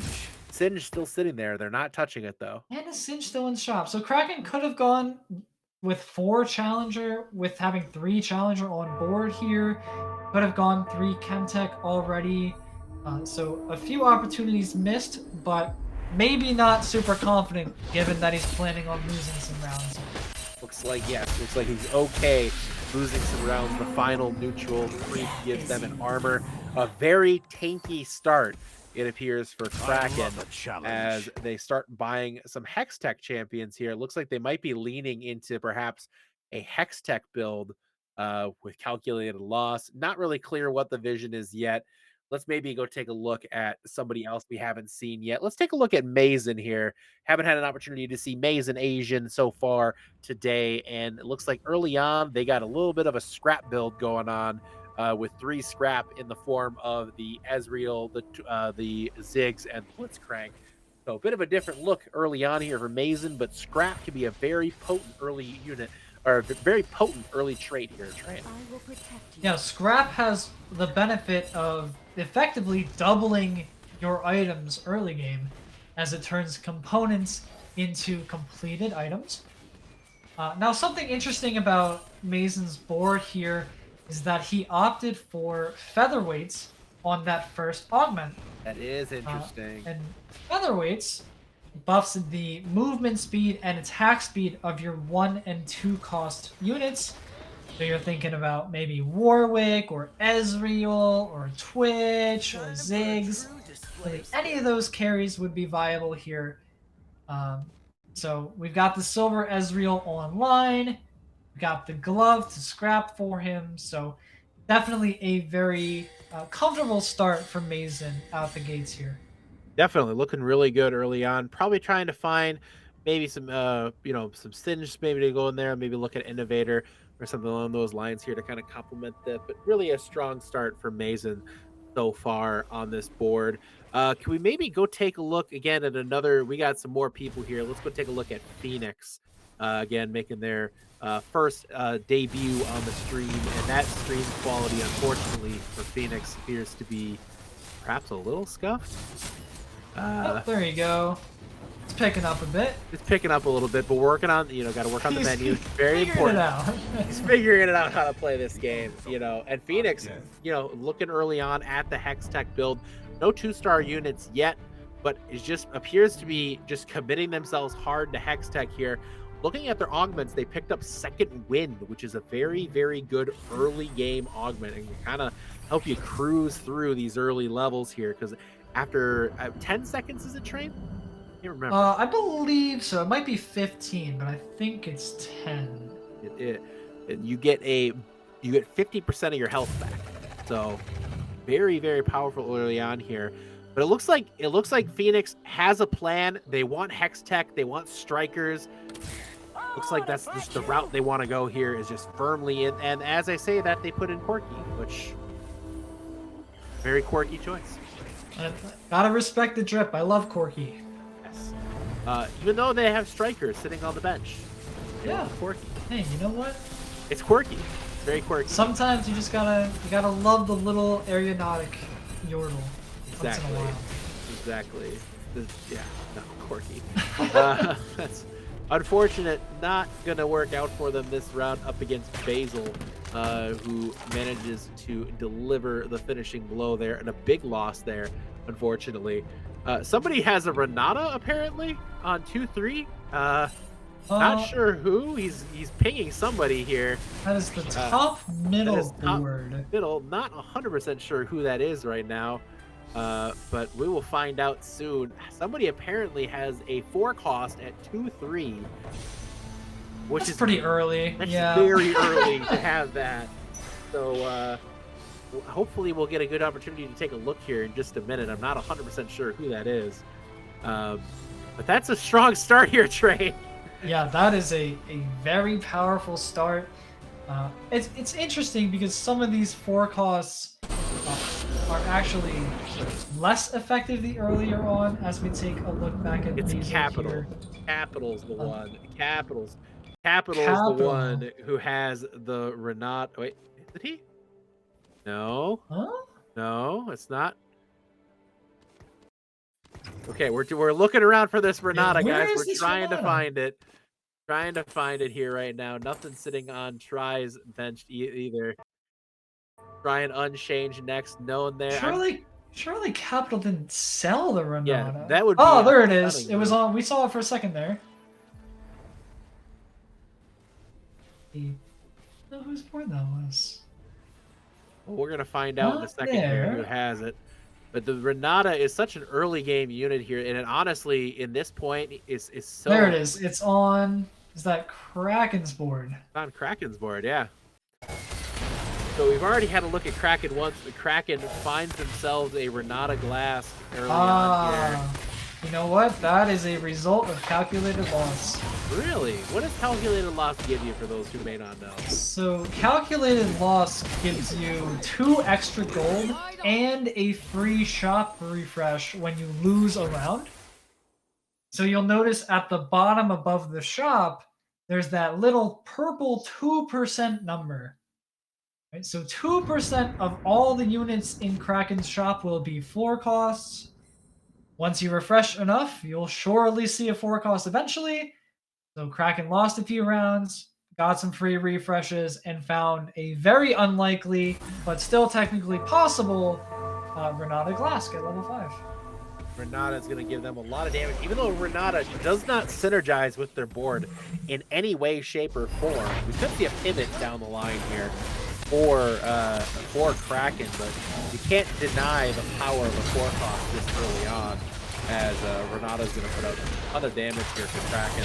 That said, up against what appears to be a Yordles build with a little bit of a Debonair flare onto it, coming across the way from Try. So a different look from Try here, and Try does manage to take down Kraken and their Renata. But that is something worth keeping an eye on as we work our way through the neutrals here. Into battle. Heading now over to Unchanged Train, and Unchanged is, they got some Yordles going on. I don't think they're going to stay Yordles, but the Yordles are there. Yeah, Scrap and Yordles. No, Unchanged might be staying Yordles here. You've got 6 poppies. You know, typically you won't hold those things unless you're looking for gold. And Gold Poppy isn't the most useful unit outside of 6 Yordle. So there's some potential there, keeping his options open at the very least. I definitely can't blame them if that's the route they want to go. They end up putting the Rod onto their Lulu as well. So they are, looks like they are going to commit to this here. They are going to commit hard to the Yordle path, which is potentially risky this early stage. They do have a Zephyr sitting there. Now, Zephyr will create a nice opportunity here. Early game Zephyrs can be very, very powerful when this board state is so quiet. It's a good spot right now for Unchanged, you got to think, as that those Yordles continue to populate their bench, but they are working from a bit of a deficit on getting these Yordles in.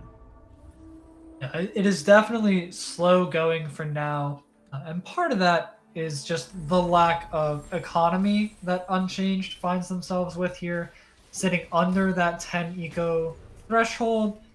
Maybe you consider selling a Blitzcrank here just to reach that 10 gold and get your money flowing.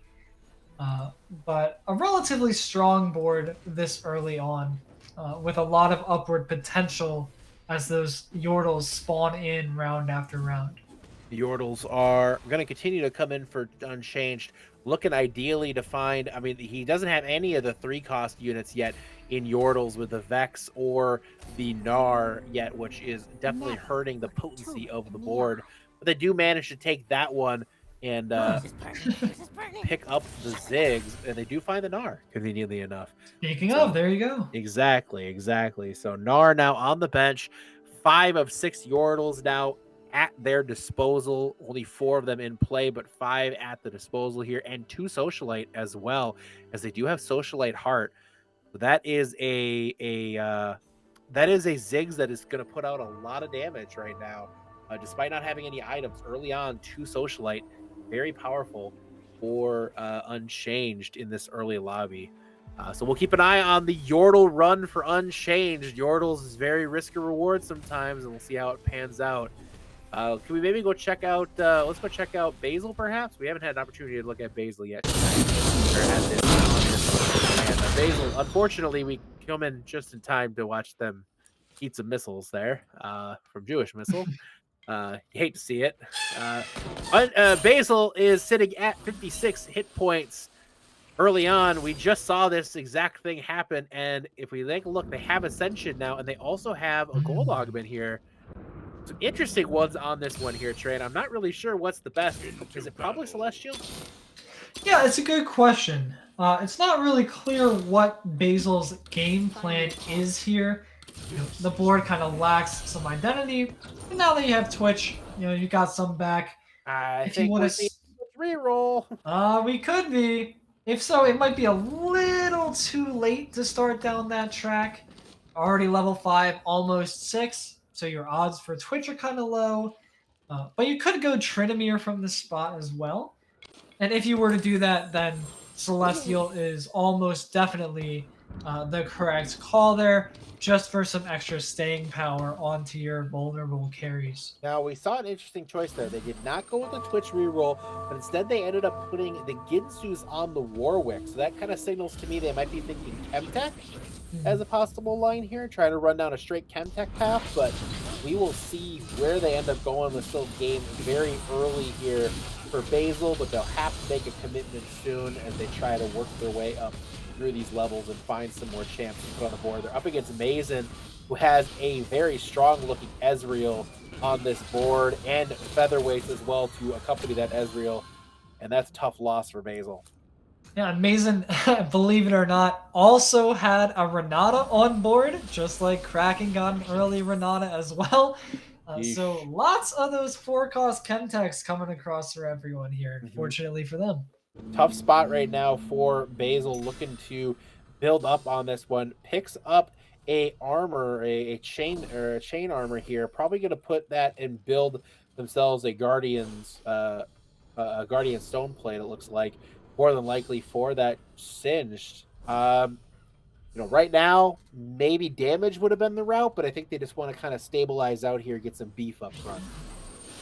Yeah, solidifying the front line is always a good practice. You know, you've got a lot of items on bench that you could create into a Last Whisper or... Ah, I see. Okay, never mind. Basil wants to play Warwick reroll. Oh, okay. And this is interesting. This is a different route that I might not have seen coming. And he finds it just... Dude, look at these. Okay. Okay. All right. I see you. I see you, Basil. You're doing things now. I'm not sure what that zillion is, but, you know, hey, we're doing things. Hey, you've got it. You sure do. Good. This is good. Good. This is interesting now. Warwick reroll is the play here. That's a bold change. But it could be good. That Warwick early on, or in this kind of mid-game, you get up to a really high-level Warwick, it can absolutely take over games. Yeah, a gold Warwick with the Quicksilver Sash crowd control immunity is very, very difficult to deal with, even into the late game. Yep. I'm just a little nervous for Basil here.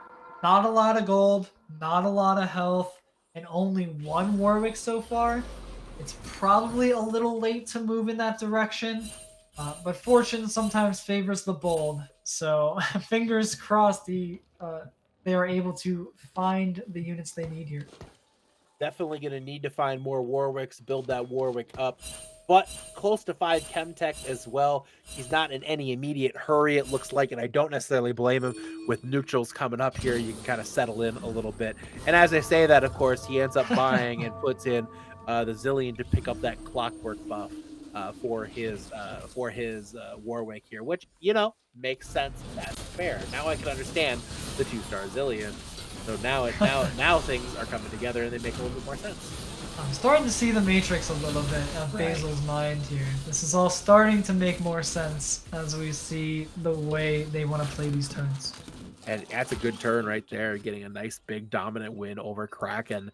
Kraken right now sitting at 50 hit points. Now, taking a look at the overall scores, Basil right now was sitting at a grand total of 10 points. So they're not in the best spot in the overall, but if Basil can come through and get a nice big win today, or get a nice big, strong performance here, I would say even like a seventh or like a third might put them in. 17 points, probably good enough to get into the next round. Yeah, and keep in mind, there is a three-way tie at 10 points Yep. for that 8th place position. Right. So every little place that Basil can get higher than the other two who are tied there is going to dramatically increase their chances of getting into that championship lobby. It's worth noting one of the people they're tied with is currently in first in this lobby, and that's Unchanged, who appears to be rolling in the Yordles. Now, let's take a quick look. We've already looked at him recently, but I want to look again. I want to see how the Yordle Dream is coming here. And they got 4 Yordles in. They just got the Vex, it looks like. They still haven't put the Corki in, which is interesting, because Corki is the traditional carry of this comp. Yeah, I would think you would play Corki over Ezreal here. Ezreal is just giving you 3 out of 2 scrap, so no extra value there. Maybe you just like Ezreal better, but Corki will do comparable, if not better damage. So maybe a little suboptimal there. Could just be keeping their options open as well. But something that's really important about Unchanged strategy here is you see them just making items. They're not ideal items. You've got Shroud and Zephyr. They're typically not super useful until late game. Right. But a complete item is better than no item. Right? So there's the Corki, and there's a 3-star Poppy. And Corki comes in. Completed items for some added strength in that early game. Now it's just about optimizing and executing your game plan, which Unchanged is doing quite well at this point. Good spot right now for Unchanged, sitting at 73 hit points. Again, they were tied for 8th place in the last one. A big showing here for Unchanged would go a long way. That Unchanged versus Basil is a very big matchup to watch today, because if one of those two can beat the other, it puts themselves in a better spot to make that final lobby. But we continue on here right now with, again, Unchanged in another fight. It does look like they're going to find a way. What just happened there? I am looking at the items that Capital has on his Alistar. Oh, okay. Less than ideal. Yeah, he messaged me a few days ago asking if he should run, quote, the crit cow build. And I'm wondering if we can switch over to Capital real quick. Yeah. Just to see exactly what does crit cow mean. And it is just hideous. It's just something else. This is blue buff spell crit tank Alistar, and he is just begging for the glove to make the Infinity Edge for that guaranteed crit Alistar ult. Did not find the Alistar there, though, to make that a 2-star Alistar. Yeah, I suppose the Gunblade would be or not the Gunblade, pardon me. The IE would make this interesting, but I still have questions about how impactful this the crit cow can be here. But I say that as it looks like they're going to find a way to win this round against Jewish Missile. I guess the crit cow came through here, Train. Yeah, this seems to me like Capital is feeling comfortable at that first place overall seeding and is now just trying to have a little fun while making the final lobby of today. It's something else to see is what we're watching right now, guys. I am kind of blown away by what everything is, or everything going on there. But we will see how this works out for Capital, as they are Brian in the club right now, as they did not find their glove. They pick up the Giant's belt instead. It is a sin that Aurelia with Spat is going last on the carousel here. Yep. Assassin Spat Aurelia is probably the single strongest unit in the game right now. He just jumps into the back line, kills some squishies, and infinitely resets her ultimate. You turn around and she just kills the whole board all of a sudden. Gotcha. So, really, really massive advantage if you can even play 2 assassin with an assassin Aurelia in most cases. All right, and here we go. No crit cow, no silver crit cow yet for Capital, trying to find that 2-star, trying to find that glove. And I have so many questions as to what I'm seeing here, Train. The fact that Mazen's Irelia used the spatula to scrap into an assassin emblem is just like, what in the world, man? But now the crit cow came through there, gets the question mark pings from Mason, and it looks like Capital leading the way. Moo moo, everybody. And This lobby has mad cow's disease. I'm just calling it this now. lobby This is diseased right now. But dizzying. it looks like we have our first casualty here. And before we get to the third augment for Capital here, you got to figure Jeweled Lotus almost certainly for this comp that they have going on. But again, I have so many questions. They find the 2-star Ari. This is just bizarre, man. This is bizarre. I don't have much to say. This is just weird. Don't build like this, kids, unless you're in a TFT tournament. Unless you're in a tournament and wanting to throw, I guess. That said, Capital was at the top of the leaderboard at 17 points. Really didn't need to even play this round, more than likely, to be in the next one. And he's already locked up at least 7th as Phoenix, our first casualty of this round, goes out in 8th. Phoenix, not the best of showing, but hey, considering they downloaded this game, I believe yesterday, you got to give some credit to Phoenix for even making an appearance today and not finishing 8th in all 3 lobbies. Yeah, he did beat someone first lobby, so well done to Phoenix. Honestly, completely new players stepping into this environment with a lot of experienced players. Good showing overall. I hope Phoenix is feeling good about that one. Yep, you take it and you try to learn the game and get ready and get better. That's all you can do, and these kind of things. This is a challenging game and a very nuanced game, and the crit cow somehow again is just it's just fun to watch. I like when cow smack ground. Cow smack ground is funny. Oh, but he might lose here to the Renata. He needs to come up with a cast. Oh, he just barely wins. Kraken right now getting very low. Can we go over to Kraken real quick if you don't mind? What he's up to. Kraken on the overall leaderboard, by the way, Kraken is sitting at a grand total of 6 points, and that is not great for Kraken. Kraken basically needs to win this lobby, even have a chance at getting to the next round, and unfortunately for Kraken, it just doesn't seem like it's going to happen as Kraken continues to try to find a way to make this work here. But it does not look good for Kraken in this lobby. You never stood a chance. Doesn't really get a whole lot from that. Not a great spot. Yeah, this is a hard spot to be in, and this is part of the reason why early 4-cost units can kind of be bait. Is that early Renata really forced Kraken to play this Chemtech Scholar style when clearly he would have been better off just going for like Irelia, right? He hit this Irelia, this silver Irelia by accident, it seems. Right? It doesn't fit in his comp. It doesn't share any traits with anything else.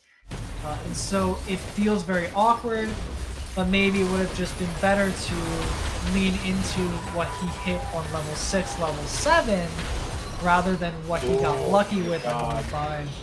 Just gets absolutely, completely stomped by Jewish Missile there. Brutal loss there. Seventh place for Kraken. He'll end with a total of 8 points. Not ideal. Definitely not going to qualify for the finals, but thanks for showing up nonetheless, Kraken. And we head now to Jewish Missile's board. Jewish Missile sitting at 32 hit points in 4th place as the board sits, sitting at an overall total of 7 points, basically needing a win in order to come out of this. But looking at their board, not in bad shape. This is actually pretty okay. Yeah, this is a very good spot to be in. You've got the Socialite, a Civ or 2 with very good items, 5 Striker, maybe you luck into a Striker emblem, or you find a better unit to replace your Jarvan with. But overall, pretty comfortable position if you're a Jewish Missile here. You're not feeling too bad. It looks like you're about to win another one over Mason here. Again, if you're Jewish Missile, you really absolutely need to win this round. A second might get you there, but a win basically will almost guarantee a place in the finals here. You got to figure moving forward. So, but taking a look at this board right now, it looks like he's in okay shape, and it's kind of interesting how this striker build is going to go. If you don't mind, Booth, can we get over now to can we get back to Unchanged? I want to see how the Yordle Dream coming together.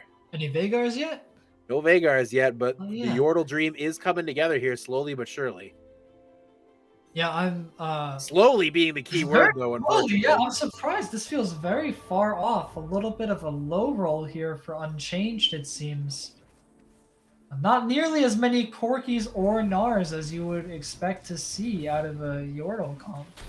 Not at 5-3 for sure. You would expect more Yordles, but maybe a bit of a low roll from Unchanged, like you said. But that Debonair VIP Zeri on the side of Try, and that's quite spooky.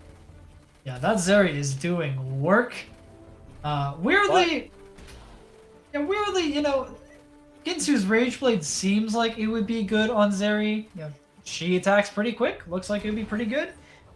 It's actually a weird interaction where it only activates on her first cast and on the second cast. So if you have VIP Zeri whose cast lasts the entire combat, you're actually getting next to 0 value on your Ginsu's Rage Blade. Fun fact. Just a weird little riot problem that they created for us here. I'll say. But successful streak regardless. Try is very big at 48 HP. I wonder if they got tiny... No? I recommend skipping. No tiny I wonder why Try is so physically large. Could we get over to Basil's board? Basil, of course, one of the people tied at 10 points overall here. Look, they're using again that Warwick reroll. They need another Warwick so bad right now, and just did not quite find it. They have 8 Twitches, they have 8 Warwicks, and a Dream, but the Dream may be dead here. This is a tough spot for Basil right now, up against Capital and the crit cow. He hit it. He hit the crit cow, and that could be powerful. Oh, wow, that's a lot of damage. And there goes Warwick. And unfortunately for Basil, that more than likely means the end of the road. Ooh, that's a big Victor cast, though, but probably not enough. Unfortunately for Basil here, they will take... Oh, they just hang on! The underdog story that is Basil is a happening again, Train. Wow, and that actually looks like it was the difference between 6th and 5th here for Basil. So a very important round win there. So 1 off that Warwick, 1 off Twitch is heartbreaking. It is. Absolutely hate to see it. It's such a tough spot for him to be in right now. Looking at the rest of the board, though, we saw Mason go out in 6th. So Mason overall is sitting at a total of 17 points, more than likely enough to get into the next round. But again, if you're in Basil's shoe, you're staring at 14 points. That is probably not going to be enough. So they're going to need to find a way to clutch out a win here, more than likely in this round. Watching that Warwick closely, seeing who it focused on. Unfortunately, it focused on the Poppy briefly there for Unchanged. Warwick trying to get the damage up, but could not. And it does look like actually here the Victor's going to get 1 more cast off. And that might be enough to get there. It is. 2 more rounds for the Warwick and Twitch. Exactly. Basil's going to get... There's the Warwick! Yay! There's the Warwick! Now just the Twitch we're trying to find here. So Basil is still alive. The underdog story is absolutely real today, Train. And I don't know what to say. I mean, he needs... Capital right now is sitting at 9 hit points. If Capital loses their next round, Basil moves up to 4th place, gets 6 points, and put him at 16 overall. That's not bad. That's not bad at all. That could be okay. And that could definitely be enough to put you in that top 8. It's looking like it at this point. But you've got to be happy with how long you've lasted here if you're Basil. That is very fortunate so far. All right. Here we go next to the next round for Basil. Trying to maybe see if they could find. Are they in a situation where they can get 7? Oh, it's Oh, and they can't no! afford it. Oh. Oh I'm no! crying in the club right now, man. I am just feeling That for this. This is hurts. sad. Oh, I almost would sell the Tryndamere, buy the Twitch, throw a Jarvan in. This doesn't matter. Then you could have your 2-star. But here we go anyways. So it's still leaning so much on that Warwick trying to get going through here. And the question is can they beat? It looks like, I'm not sure who this is that they're playing. It looks like a Jewish missiles board. Jewish missiles board, and they're gonna win. Wow. Okay. The Buy the dream- Twitch. Buy the Twitch. You don't have to lock shop. Yes, Yeah, there let's we go. All right, all right. But Capital won too, so Basil does not move up a spot yet. This Oh no. And on the right-hand side, you'll see there's the little X under Capital's name from Basil's perspective. Uh-oh. And that is the only X. He is guaranteed to fight Capital here unless he fights a random ghost. So I believe it's a 50-50 shot of just a fight for 4th place between these two next round. Yep, this is the big round coming up here for Capital and for Basil, and it is going to be a ghost. It's it looks Capital's ghost! But it's Capital's Oh, ghost! This is very funny how this ended up working out. So we'll see if the Warwick can survive the crit cow, and it does. So the Warwick is staying alive. Here comes the Victor cast to back it up, and the Basil dream continues to live on. The question is will Capital's dream die here? And it is a very Capital does lose, so Basil moves up to 4th, now up to 6 points from this round. And if you're in Basil's shoes, you might have just locked his place into the finals with that. That's going to be very close. Ideally, you want to keep moving up, but if you're Basil, you know what? You might have just pulled it off. It might have been huge. Could we get a look at Try's board? There's a lot of pinging going on Try's board, and that makes me have questions. I don't know what they're pinging about. Zeri 2, maybe? Maybe? Assassin Syndra is a little weird. Assassin Syndra, that's probably it. Try is actually so large because of that Tiny Titans augment. I was trying to figure that out. He has Tiny Titans. That explains it. So Tiny Titans gives you 35 hit points. Yeah, straight 35 extra health and some extra little legend size just for fun. Flavor is fun, but Try goes down to Jewish Missile here. Jewish Missile, like we said before, also, if we're just looking at the scores, so Jewish Missile was sitting at 7 going into this. Basically needs to win this lobby in order to have a shot. Basil is sitting at 10 points. Again, pretty much needs like a top 3 and they'll be in the finals. Unchanged, same deal, kind of needs a top 3, sitting also at 10. So really the question here is between Basil and Unchanged. Can we go over to Unchanged and get a look at that board again, if you don't mind? So Unchanged right now is staring at going against Try this coming round here. Now, Unchanged has looks like a few of the Yordles maxed out, but again, kind of a slow go for this round for the Yordle max out here. Didn't really seem to work out too well for Unchanged. Yeah, there's some curiosities about this board, right? Oh my gosh, now I'm doing it too. Unchanged is sitting at realistically 1, maybe 2 lives here. Got 47 gold, and you're pretty close to a lot of gold Yordles. Right. 2 off Corki, I believe that's 4 off Gnar, and just not in time, unfortunately, for Unchanged as they go out in 4th place. So Unchanged now sitting at 16 points. It will be tough to see if they can make it to the finals right now, sitting at a total of 16 points. It's going to be close. It's going to be very close for Unchanged, but we will see what happens here. Basil now will be at 17 points. Honestly, if you're Basil, you're feeling fantastic. You're probably locked in. Let's go over around Jewish Missile right now. Jewish Missile's board sitting at that 4 striker, 3 socialite, leaning hard into the Sivir build. Try in chat is calling out he needs Zeri 3. How close is he to Zeri 3? That's the question I have. I see a Zeri 2 on the bench. I think he has Wait, is that a Zeri 2 on bench as well? That is. Zeri 3 is possible here as he looks to go against as he goes against, pardon me, Jewish Missile. That's going to be, it looks like a tough L for Try. Jerks don't know when to quit. Did not expect that. Yeah, wow. I did not expect that either. Very close fight. Really showing the power of 4 strikers, Sivir and Irelia here out of Jewish Missile. Interesting spot here for Try as they're trying to find a way to squeeze out the Azeri 3, because Azeri 3 would absolutely win this for Try. You have to figure anytime you get a 3-star 5 cost, you're basically locked in to win. That's almost a given in those scenarios. But as we continue on here in this lobby, anything could happen. Right now, the social or the we're on 6-7. We're on Rift Herald. We're basically at last fight for sure for Missile and Basil. Try probably has at least 2 fights in him before he goes down. So tough spot here for really Basil and Missile.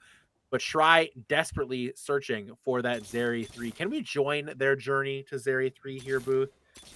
I want to see if they find the miracle Zeri 3. And so far, that's Try. You're not even close. Yeah, Try. You're not even Try. Come on, 4 Zeris. You need 9, you boomer. Yes. That's come on, bro. Come on. This isn't even entertaining anymore. I'm just disappointed. Honestly, I'm offended. I'm personally How could offended. This is just disappointing. The Zeri 3 now begins casting and trying to work their way through what appears to be the ghost comp of Jewish Missile, and they will not win it as the Zeri tries to run away. Actually, that is some challenger kiting out of Silver Zeri. that was something to see. And Missile goes down. Unfortunate, as Basil was at 1 HP. All hail Twitch reroll. Somehow Basil. No, it was Warwick reroll. He's got the gold Twitch now online as well. But yeah, it is Warwick reroll. You're right. Warwick. You're right. It's Warwick. What a run here for Basil. Basil, you have back foot. Put your units in the back, please. You have 5 units missing out on like 60% attack speed. This is actually something else to see. Including your carry. Including your carry. Your Warwick's missing out on all the bonus speed here. You gotta give it a Basil comes in, a silver player, is now almost certainly in the finals. You gotta give some credit to the guy showing up and taking care of business here. That's awesome. Congrats to Basil here. And the gold point stuns. Huge. What a what a crazy. Thanks for coaching. I think he's learning something from listening to the stream here, guys. But hey, it's working out all right for Basil so far here. And hey, there you go. He's learning. Yeah, there you go. He's listening to this. I love it. I love it. I love it so much.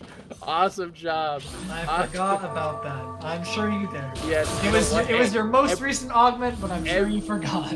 Everybody does it. Everybody does it. I've seen why the augments are hard. They just had a pro I get it. It's not a big deal. It happens to the rest of us out there. So here you go. You're up against Try for the lobby W, and it looks like you're gonna take it as you just kind of steamrolled. And Basil from 1 HP and a dream clutches up with the Twitch and Warwick reroll. Is gonna take this lobby. That's an impressive run there. The underdog story that has 2 straight is captivating the stream audience today. In Basil has come through for this one. Is going to take the W on this round. Going to set themselves up for 20 points and almost certainly a spot in our finals. Train, what a run. Wow, a 9-win streak at the end there for Basil caps it off. I just got a message from Apathy that Lobby 2 actually had an interesting event happen. Charybdis hit a gold Draven, apparently, in Lobby 2 while we were away. So Draven, I will do it. I'm sure we'll see the screenshot of that at some point. And we'll get to celebrate with him. But for now, I believe we have some math to do. We do. We have to go ahead and get to work on some math.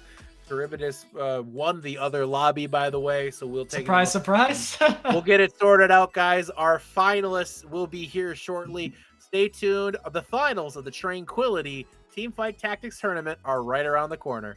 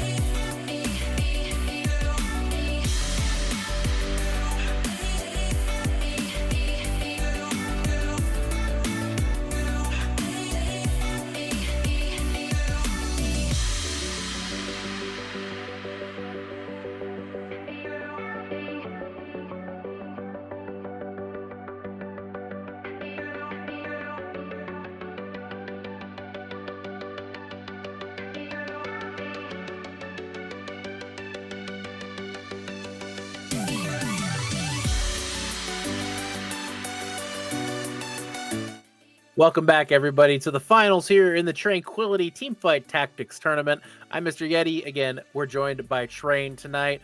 And we have our final 8, guys. And wow, were the points quite close. And taking a look here, your top 8 in first place after the qualifying rounds is Charybdis, sitting at 26 points. Try and Polar tied at 23. And then Basil, the underdog story from 2 straight lobbies, is sitting at 20 points, picked up the 4th seed coming in here. Vile Raven or Potato is in 5th there. Capital or Copital? Copital? Cooperative? Copital is sitting at 17, along with Mason and App. The unchanged, unfortunately, 1 point short of qualifying here and creating some really terrible tie-breaking scenarios for us. But Unchanged comes up just short at their bid to qualify for the finals here. Train, we got an interesting collection here at the top, but it should be a good lobby. Yeah, really, really interesting group of players. A pretty wide variety of experience as well. I know Try was actually the winner of the previous Train Teamfight Tactics tournament, version 2.0. So always expecting a good showing out of them.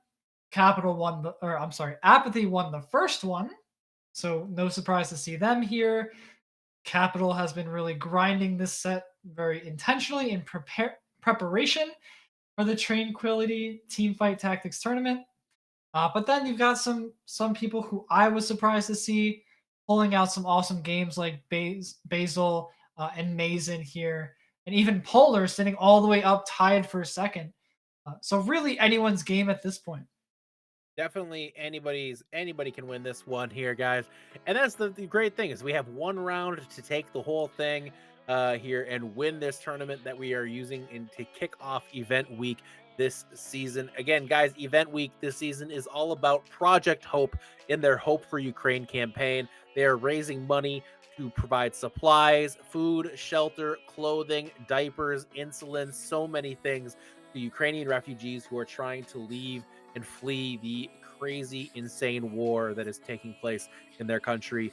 Anything you can provide is absolutely appreciated, even if it's just a few bucks. Every little bit counts. We have some awesome donation incentives sitting here as well. If you want to go out there and donate, you can get some shout outs. You can get a random Steam game code for a $10 donation. You can get a Train-quility enamel pin for a $20 donation. You can also pick up some VOD reviews. PDK is using his T3 contacts. He's going to hook up with a VOD review from some of the top tier players out there in T3 and T2. He knows a lot of people, and he could definitely make that happen. Definitely some top names. There's some fantastic things on here. I'll send you a Yeti. A Yeti is going to send you a Yeti if you donate $100. To realize maybe a little bit out of the ballpark for some of you guys, but fantastic donation incentives. I definitely hope you guys will make the consideration to donate to this amazing cause. But Train, back to it here. It's anybody's lobby. Yeah, really anybody's lobby. Everything tonight has been leading up to this moment here. So at this point, we are in a winner takes all scenario. Previous points coming up to this match do not matter. First place takes it home today. And I am excited to see what creative Twitch carry comps we get to see this lobby. It's been a lot of Twitch carry tonight. It certainly has been. But hey, anything can happen. We could see a change up here. We could see variety, especially if we get some weird augments, some weird mutant buff of a certain kind here could really help tilt things in a certain direction. But here we go in the initial lobby, and we are starting off with the story of the night, which has been Basil coming up big in 2 straight lobbies here. And now we start off with them as they start off with the recurve bow on the Ilawi. And here we go, Train again at the early stage, as we say, oftentimes just looking for items, looking for kind of the early tempo. Where can you play? What can you start to do? Yeah, and these early items, typically you'll use them to give you your direction, just like you're saying, Yeti. So if I'm seeing, okay, bow, rod, I'm already thinking Ginsu Rage Blade, attack speed, attack damage comp, I'm thinking Twitch or Draven or Sivir. So right off the bat, you can start to make some plans here. We've got the pickup of the Singed. We've got an Ezreal in shop as well for kind of that 2 out of 3 innovator. Or even the Jarvan pair with the Nocturne to head down that Hextech tree. Or just keep your options open and pick either. The double treasure one here. We'll see what they go with. Ooh, they get some interesting choices there. We get Plat Augments to start. Ancient Archives, Overpower, an interesting one, but maybe not the best augment. They go with the Toma traits here. Toma traits, always interesting. It can create some very fun scenarios, and a lot of people crack it early, but it looks like their Basil is just going to hold on to it, try to make up their mind here. But they put the Warwick in. They have a recurve bow. They have a rod as well. Train. Are we seeing a rehash here of the Warwick reroll that won that last lobby here for Basil? I mean, hey, if it works once, takes you from, what was it, 6th to 2nd? Or 6th to 1st, was it? Yep. Then hey, you know Why what? not? Run it back. If Go it's for not it. broken, don't fix it. You Run got the it. unit. Absolutely run it back, Basil. Get it going. Let's see it happen. Let's see it going. Oh man, it would be too good. I was just waiting for a Warwick to come out of that orb. I was just waiting. Yeah, exactly. I was waiting for Destiny to shine again onto Basil here and see what happens. But we will see. The night is young, and this match is very young. So nothing. There really you go. happening. There it is.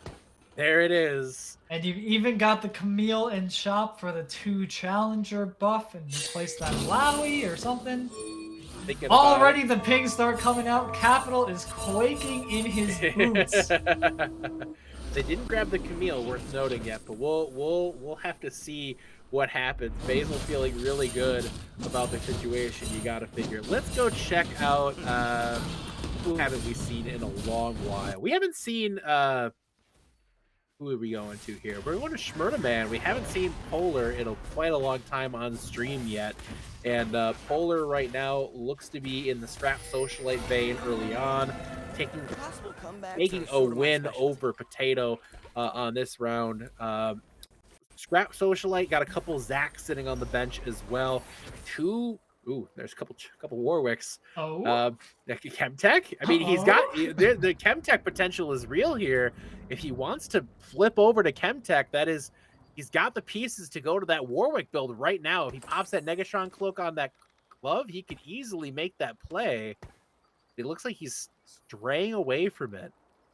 Yeah, you've got the 3-piece Chemtech and a Quicksilver Sash for your Warwick already. If you're that scared of Basil, maybe you can test his Warwick reroll here and really take it to him. That could be a possibility here, but it looks like Polar is sticking to whatever this is. And flex, we'll call it. We'll call it a flex build, exactly. We'll call it a flex build. And it looks like, despite the flex build, it looks like it's going to carry them past try this round. And they continue to rock the Mr. 100 run so far here in the early game in the championship round. Let's go over to our number 1 seed, Charybdis here, coming into this round, sitting at the bottom of the leaderboard here. Oh, Train, what do we see? Oh, Charybdis is making the gamble.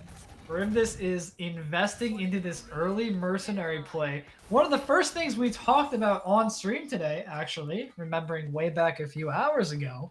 Yep. But so this is why you're seeing Charybdis's HP go so low. This mercenary really incentivizes those long loss streaks because every loss puts some loot into that treasure chest in the bottom left. Every consecutive loss gets better and better loot. And then when you eventually win, you get all the loot out of your box. And hopefully it's enough strength to carry you through the rest of the game. So Charybdis here is leveraging HP in return for items in the chest. And it's just praying to cash out before he dies. Fingers crossed. That's the goal here. Try to have some quote-unquote good losses. A little bit of copium perhaps involved in that as well. But not a great loss there, losing with 3 units up, already down to 80 HP. early on. Not ideal for Charybdis, but the nice thing is, again, if you're playing this Merc build, you also get first shot at items. I'm surprised he didn't go Spat there. I'm really surprised. I think Spat there may have been a better choice. Am I wrong? Would have been interesting, yeah. There is always a chance that your mercenary treasure chest gives you a spatula, and boom, easy force of nature or tactician's crown in this set. One extra team size. That can be a really big deal in the entire course of the game, really. So maybe worth a shot. But I also don't mind the glove for the infinity edge on the gangplank. That's exactly what we're seeing here. So a flexible item, usable on almost every attack damage carry, really going to give you that damage power through your mid and late game. Plus parlay, or parley, or however the heck they phrase it with Gameplank. Whenever you crit with that, or whenever you kill somebody with that, it gives you a gold. So again, the benefit there could be huge as they crit on that attack. Could really help out Gangplank here, starting to rack up some gold for Charybdis. As right now, he just wants to keep losing, but just barely losing. But this one doesn't look like it's going to be a barely loss. This one looks like it's going to be a bad loss. And the Zac lives on 1 HP as well. That is unfortunate. So Schmurderman giving them the beatdown here. A 10 HP drop there for Charybdis. Not the ideal scenario for sure, but the time again is young as we continue this round here. That's a Thieves' Gloves in the chest. That's the Thieves' Gloves in the chest. That's very, very exciting for very, very exciting here for Charybdis. So we'll see how Charybdis ends up playing this out. I kind of want to go around and look for a bit before we see. If we see that green check mark appear next to his name, we're gonna have to hustle back. But can we take a look at perhaps Apathy? It has been a while since we looked at Apathy here. Apathy sitting on the 3 socialite this early. Holy already, crud. Wow. That is insane. Oh, and Apathy got the spatula off Carousel. That could very easily become an Assassin Aurelia 3 socialite with a Titan's Resolve. Right, that is a lot of potential late game strength. Almost a guaranteed top 4 if you can get that Aurelia 2 online with the Assassin Spatula. You aren't just looking for top 4s right now, you're looking for wins. I feel like a gamble like that still could pay out for him for sure. With that Merc build out there from Charybdis going hard for the first as well. Still a lot of TFT to play here. That 3 socialite is very potent right now for Apathy. Could be a game-winning choice there, getting that 3 socialite up this early. But again, lots going on the board still. Going through neutrals right now. Let's go take a look over at Mazen here. Perhaps haven't had a chance to check in with them recently. Mazen sitting pretty okay right now at 88 HP. Oh, and it's a Yordle. It's Yordle time. Yordle time. I love me a good Yordle comp. They're just fun. They're so cute. If you build them up, if you get the Yordles early, you can just win. You just win. If you build up those Vagars at the end, it's just over. And find another Poppy. Yeah, there you go. There's some more for you. It's potential exists for this Yordle comp to come through. What are they missing on their board? They're just missing it looks like the Lulu currently, which is on bench. They could put it in, but they're keeping the Blitzcrank in because they get both scrap and bodyguard from that. So it does give some potency to their front line, some help to their front line, and the scrap bonus obviously as well, which can give you a little bit more armor on your team, or a little bit more shield on your team, which can always help. But still early for the Yordle comp. Again, another gambling comp train. It seems like, again, you're gambling with these kind of comps because you're not just going for top 4. You have to win this. Yeah, you've got to get first here. And I think that's exactly like you're seeing. People are playing some riskier high roll strategies just out of necessity for this game. You've got a mercenary player, Apathy leaning very, very heavily on hitting Aurelia. Mason's already investing deeply into Yordles. So these people are really, really hoping to just get into their comps and get going as quickly as they possibly can here. Here we go to the next round. Taking a look, it's excuse me. Looks like he got the death cap now for the Corky. That Corky will put out a lot of damage. The rerolls coming in, trying to build up to another pile of Yordles on the bench, which is again the goal. You want to build up all those Yordles as quickly as you can. Once you get all 6 Yordles 3-starred, you start generating Vagars, and that means you just start winning the game. So lots of potential here for Mason still. Yeah, a lot of upward direction here. I think for a while this board will probably be kind of stagnant. You're just rolling every round, hoping to find a Yordle. If you find one, good. If not, move on. So I'm wondering if we can head over and check out a new board for today. Yeah, we can head over to Potato here. Sounds like a good idea to me. Potato with the option of Electrocharge, Striker Heart, and Disintegrator. Potato's sitting on 5 mutants, which is very interesting here. I'm not sure what the mutant buff is. Hopefully, Potato will do us the honors of showing us the mutant debuff or the mutant buff for this round. I'm not sure if they are in. They're in with us currently in the stream, but if they are, that would be fantastic. Just saying. No. So, but nonetheless, we'll have to wait and see what ends up coming across here from Tato. But yeah, I'm curious here because you're looking at mutant. The augment Potato picked up is attack damage in nature, right? It's a bonus for every attack you do. But we've got this Malzahar with blue buff, which suggests ability power.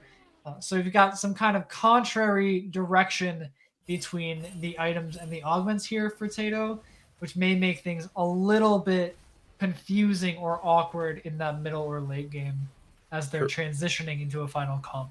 Our Mercenaries player, Charybdis, is getting very low, down to 29 health right now. Watching that closely, Charybdis is getting down to cash-in time. You got to figure they have to be looking to cash out maybe this round or next round. Almost certainly. They're at the 3-3 state here at 29 health. It's almost, I'm not calling it do or die yet, but you probably got maybe, what, two good losses in you left? Yeah, I'm thinking if you don't cash out before the neutral round here, it's going to be really hard to stabilize if you're Charybdis.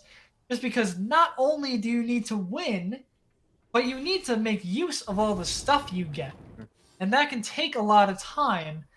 So that's why it's really beneficial to have the extra time of that neutral round to figure out items and units and everything. Because just one round of time is often not enough to get everything figured out. Charybdis on the 8-round loss streak right now. Here comes the level up.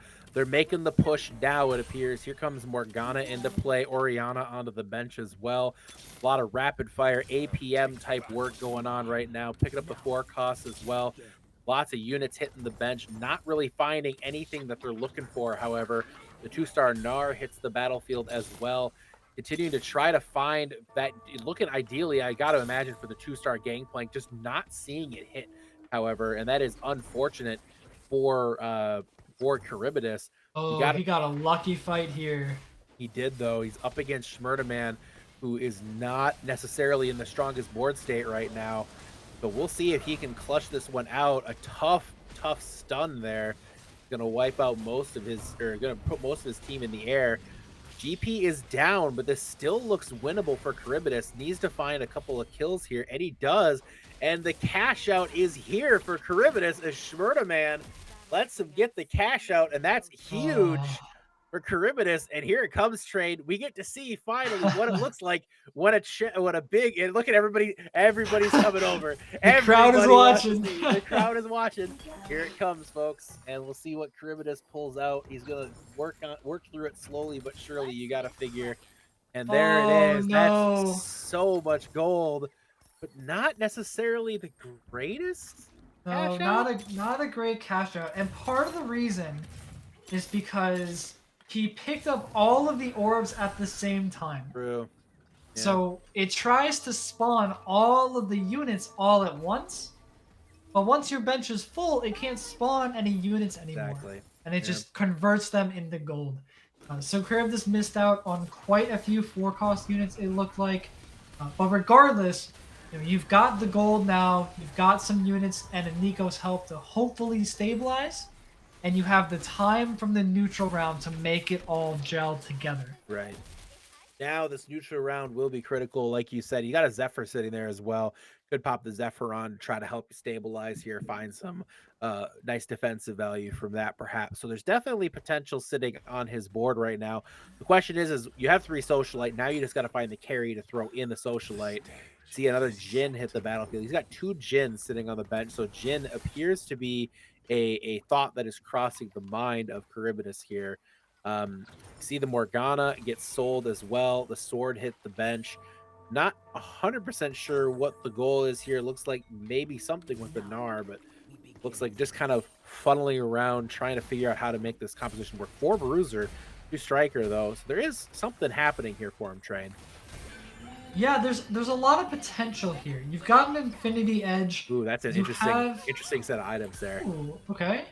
You've got an upgrade on your Seraphine. You have a Last Whisper on bench and a Bloodthirster. Right, so all those 3 really, really good Jin items or Aurelia items or Gnar items. Really any attack damage carry. Oh, there's the Jin. A Silver Jin and the Vi together. He's not sure if he wants to go the Jin route. You can tell the problem is the Jin is not benefiting from Socialite here. So you got Jin, as good as it could be, might not be as strong as it otherwise could. They might pile onto the Gnar here and then sell the Gnar next phase in order to pile onto Jin instead. Run like a Bruiser Jin build. Yeah, that looks like the best option. In TFT, you can't always play what you want to. Sometimes you gotta play what you have to. And at this point, Charybdis really has to play this Jin comp. You see him going into that Blitz overlay, trying to figure out how to make a Jin comp work. And so that looks to be the direction he wants to head in here. All right, and here we go with the next round. And the Jin comp appears to be the likely route you have to imagine, but it looks like maybe Cold Feet striking for Charybdis here, trying to make up their mind. And looks like, but it does look like, I will say, all things considered, they have pretty much completely stabilized here from that. Again, look at the indecisiveness. They're just not sure what they want to do.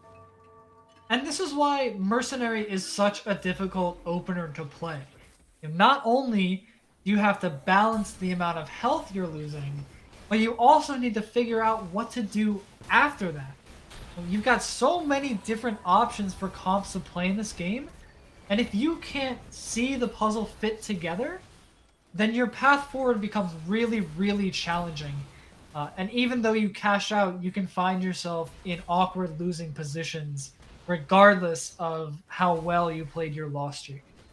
Mason right now up against him here, cannot win this round against Charybdis, who is stabilizing quite a bit here. But again, like you said, indecision appears to be the name of the game right now for Charybdis. Not sure if they want to commit to the Jin comp or not yet. Let's kick it over to another person here. Who are we wanting to watch? Let's go to Basil. You know what? It is the underdog run. We've talked about it already. Now, again, we are here yet again, and we are staring at Basil sitting in last place. We've seen this a tale as old as time. We've seen it before. We've seen it before. The question is will we see the comeback story? That is the big question that remains. We're up against Mason, who we just saw. But this is actually, I think, is a better matchup for this is a better matchup for Mason for sure.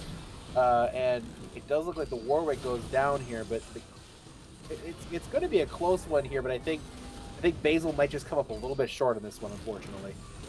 Yeah, just not enough damage at the end of this fight. And part of that is how spread out these items are. You're seeing a Senna in the back line with just a Giant Slayer, Warwick in the front line with just a Ginsu's Rage Blade. If you put those 2 items on the same unit, they both multiply both kinds of damage, ability power and attack damage. So really, you need those items working in synergy with each other to get the most value, and that can be the difference in a lot of these fights. It can, absolutely. Picks up the Giants belt here. Looking to maybe add a little bit of beef to the front line. Again, tough spot right now that they're in for sure. Trying to find a way to win this one. It's going to be tough. It's going to be tight. But here, the opportunity is. It's really the time is now. They're going to have to find a way to do it. And they decide that the Warwick dream is over, and they're focusing now on. It looks like a Senna build, which is Senna build is viable and real. So I could definitely see something with Socialite or with the Innovator and Senna, but it might be just a little too late. Yeah, it's an awkward position here because you spent all your gold trying to stabilize. Now you're trying to transition to a new carry, and it's a lot to do at once with just not enough gold to make it happen quite yet. That being said, Capital stuck with Aurelia 1. Looks like a bit of a weaker board. And Mason may have a good shot at the victory in this fight. Basil right now is very close, trying to find a way to clutch this out. Unfortunately, it looks like the miracle run is over for Basil. Really good performance. GG's to you. Unfortunately, 8th place for Basil in this round. And we're coming over now to Polar picking their 4-6 augment here, and they picked Stand United. And that's a boring augment, but a great augment. Yeah, very, very powerful, right? Because Stand United gives you extra damage depending on the traits you have active. Those are all the hexes on the left side of your screen that are colored in. So everything down to Bruiser. And so all the 5 costs, or most of the 5 costs, I should say, have one of one unique traits that will count as a separate trait for the purpose of Stand United. You see Mastermind and Rival, for example. Jace has Transformer, and so on and so forth. So every 5 cost you get in is more damage for your whole team, and this is really going to benefit you more and more moving towards the late game here. So Polar, if he's strong here, as long as he can get to that level 8, level 9 late game, then he should have a pretty good shot at winning the lobby, believe it or not. Good. He's okay right now, but Mason is extremely powerful right now, and Mason just kind of plows through Polar. That's a lot of damage onto Polar, who's sitting at now 10 HP. It's one lost territory now for Schmurdaman, and it could be the end of the dream here for Polar in this tournament. But anything could happen. Like you said, it's possible that they find a way to turn this around, but they're going to need to find some more. They're going to need to find a little bit of help. They have 2 Silcos now, which is interesting. Yeah, I don't love 2 Silcos. Generally, I don't mind 2 of the same unit, believe it or not, even though they don't give you the trait bonus twice. But Silco, is putting your team on a timer. Right. Once he ults them, 6 seconds later, they die. So if you don't win this fight in those 6 seconds, it's going to be challenging. And so he decides wisely, I think, to replace that second Silco with a Jhin in this situation, and finds the upgrade right away. Nice pickup there, finding the Braum. Big play there from Polar.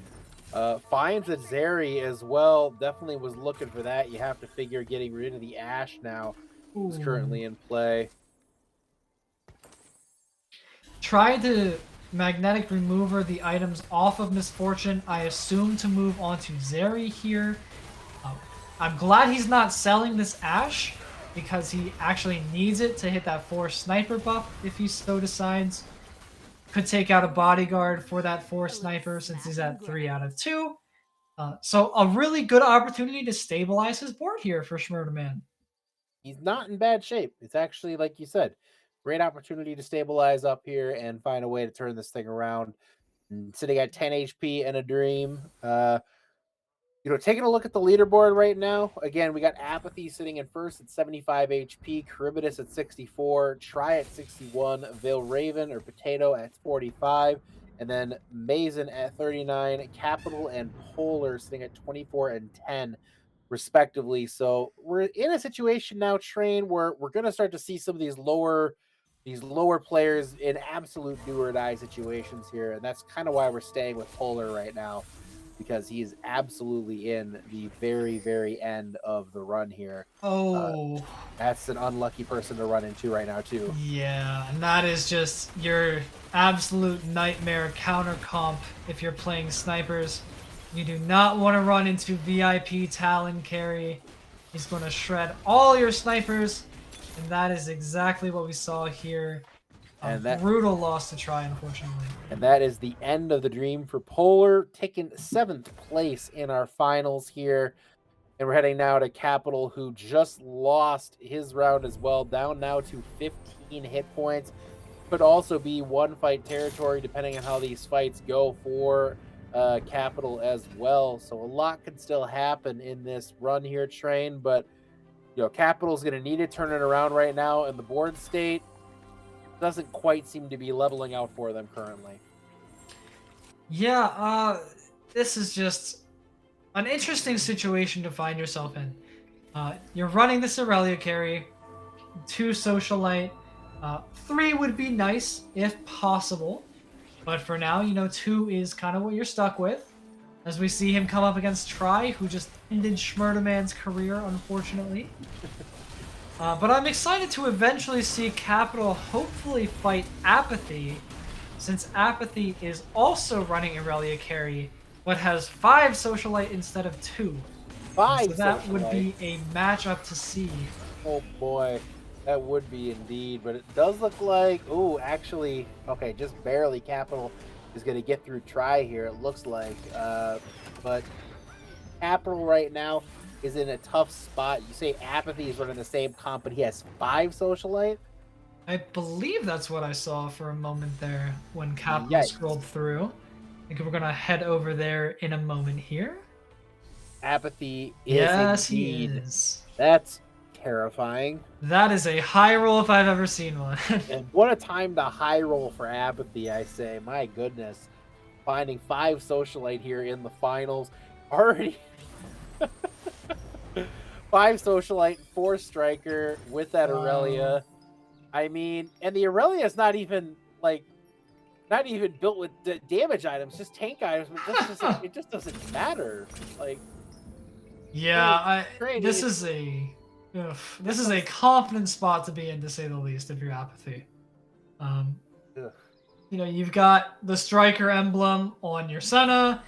You have Concussive Blows as your second augment. Definitely would be better to move your damage items off your Galio onto your Aurelia. But you see he's spending gold on going to level 9, and he could easily find replacements to move those items over at that point in time, if necessary. So a very clear direction forward. Going level 9 here, definitely the right call. And so he's just kind of running the lobby, dealing 15, 16 damage to everyone he fights at this point. Definitely an interesting spot for sure here. Capital now at 8 hit points, by the way. I just don't know how anybody can beat Apathy right now, Train. I truly don't. Like, his spot, this feels like a first right now. If I was sitting in his lobby, I feel like I'd be trying to find my way home, just be like, okay, I would be quaking. Yeah, I feel like this is just over. Can we go down now quickly to Mason? Mason fell to 4 HP very suddenly, and Mason was on the Yordle dream, as we've been following so far, just not hitting the Yordle. It's up against Capital, so somebody's going home crying right now, and based on how that Aurelia seems to be getting around, but a nice knockup. Might buy a little bit of time here for the Yordle comp, but unfortunately there goes Corky. Losing your carry means more than likely GG.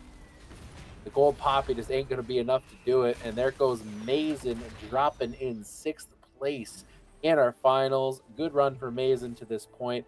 Didn't quite work out, and that's kind of the danger of Yordles. If you high roll, if you hit, it could be amazing. If you don't hit, you're just dead. Yeah, and that's kind of just what happened. right? You don't find enough Yordles, it just kind of feels bad. So oftentimes it feels like it's out of your control. Sometimes it comes down to gold management and economy, but regardless, the result is the same. And unfortunately, we're not going to see Mazen as our winner today. Mason, not unfortunately not quite there, but hey, good run nonetheless. Like we said, here we go now. Charybdis picks up the 2-star Oriana. Train, interesting spot right now. I mean, where's Stand United when you need it? My goodness. Yeah, for real. That would be fantastic for him here. Kind of an interesting build overall, leaning a lot on the Jhin, but the Jhin is getting the buff from Silco, which is going to mean he's going to cast almost immediately, and the Jhin cast is pretty incredible. And now he picked up an attack speed buff with that. Oh, this is actually quite interesting here. That Jhin is very powerful here, Trey. Yeah, he is doing quite a lot of damage. Oh, and he just got and buffed you're from Silco too. He gets that Silco buff and destroys Apathy's high roll 5 social 4 striker build. So really, not out of the question for Apathy to go down. And we just see Apathy lose to someone else as well. So, we're getting into the late game here. Everyone's starting to find their units. Charybdis has a lot of improvement to be made, but still get a Zeri 2, a Silco 2, Echo 2, Jace 2, and has the Nico's help to assist him on his way there. So he has not even begun to cap his board yet, and is still beating some more of the high roll boards in the lobby. You see right now, again, that 2-star Jace, very, very powerful right now for Charybdis. There's just a lot of potency on this board with that 2-star Jace up front. And then, I mean, that's just so much power and just crushes Potato. And Charybdis turns around after the cash in. One thing notice, he has Tiny Titans here, Train. I don't know if you saw. He does, yeah. So, and that's kind of just how it goes, right? Charybdis got a little lucky here. Played the mercenary transition pretty well, honestly. Got out of it very cleanly. And then lucked into the Tiny Titans at the end to really secure a safe position here. Without Tiny Titans, he'd be at 2 HP, and I think a lot more nervous than he is at the moment. But 37 on a 4-win streak, getting some solid improvements with that Zeri 2 and that Jace 2 recently. Overall, in a very good position. Definitely a good spot. And Charybdis right now, we did see, by the way, Capital and Vile Raven drop out in 4th and 5th, respectively. So congratulations. Again, both of you guys, great run in this tournament. Unfortunately, not coming out on top here. And Charybdis, again, continuing to go crazy with this comp that is sitting so powerful right now. Try is sitting at 20 HP right now. Can we? Yeah, I was gonna say, let's get over to Try, see how they're doing here. Charybdis in great shape. Try is sitting on this assassin build. This is the 3-star Talon build, and now we're kind of starting to see where the weakness of this comp can come in. It just sometimes is just a little too slow to win against these high-powered, high-damage carries that Charybdis and Apathy have. Yeah, when Jhin is one-shotting your whole board, it's typically not enough to rely on the damage over time from your Talon. Looks like Try's done a pretty good job so far, though, of staying alive and positioning his assassin comp well. So, depending on the side that he chooses, it could be over pretty quickly for the enemy. Here we go with the next round for Try up against Apathy. I think a better matchup for them overall, honestly, despite the high-powered Aurelia that they have there. But it's worth noting that the Aurelia, it has a lot of tank items, which is great, but I feel like it's kind of falling off a little bit right now as the seasons go on, as damage values get so much higher. We're kind of seeing that right now, but here comes the Aurelia. It has so much health regen, so it just doesn't matter, Train. Yeah, the 5 socialite there is doing work for that Aurelia. And the Echo 3, You know, at this point, if you try, not much else you can do. Just gotta hope your Blitzcrank I can mean, trigger the Trap Claw and your that's a Talon can get back strong there. comp. That's a strong comp, Train. Like three 3-star units there, including a 3-star Debonair. I mean, that's a strong comp. Yeah, we've got 4. Got the Syndra, Oh, the Sin. Leona, Yeah, I didn't see the Echo, and Leona. Talon as well. Yeah, so I, it feels like this comp should be doing a bit more than it is. It just isn't quite working out for him. But he got on the Jin right away. oh, perfect positioning. What a great move there from Try to get in perfect spot. Now the question is can they overcome the fact that the rest of this composition is so crazy? It just doesn't matter. Despite getting the Jin off the field, it just was way too much. Wow. Yeah, really, really good try out of Try there. Silco plus Jin plus Seraphine, just a little bit too much. As we look at Charybdis here. Now, he's got the blue buff, okay, and a lot of different options for where you put that. Could go on Silco for some more casts, some faster tankiness on your front line. Could go on Vi as well for her faster casts. Silco is a little riskier because, again, he risks killing your whole team if the fight goes too long. But curious to see how he decides to best try and beat Apathy's comp. Here we go now to the next round for Apathy. You know, it's going to be tough. It's going to be tough against this comp right now that Charybdis has. Can we actually get a look over at Apathy? I want to see kind of what they have going on their bench. Problem is the answer to that question is nothing. Unfortunately. You know what? Apathy actually smartly remade his Galio. Oh. He originally had a Rageblade Infinity Edge and Zeke's Herald on the Galio. Now he has 6 Striker. He moved the Striker emblem over to it and has since improved his odds, I would think, to say the least. It's still going to be tough, but that's a good win for Apathy. Now Charybdis drops there about 20 health, so really Charybdis now in one fight territory for sure. There's another Aurelia here, so the Aurelia dream is not dead, but here comes the continued buys, potentially looking at a situation where they could get if they lose this round, they have a chance. Still looking for that Aurelia 3. That's the goal here. Maybe greeting a little bit for that Aurelia 3, selling the Senna off, which you got to figure the Senna might have been a little bit easier to find, but actually there's the same chance right now. Never mind, I misspoke. All right. Yeah, definitely your only real improvement here if you're Apathy's board. Everything's upgraded. Whoa. You're level 9. That is a lot of Galio damage. It is, but it just didn't matter. There was just far too much everything else from Charybdis there, and Apathy drops as well. I mean, if there has ever been a situation where last fight is being called, this is it.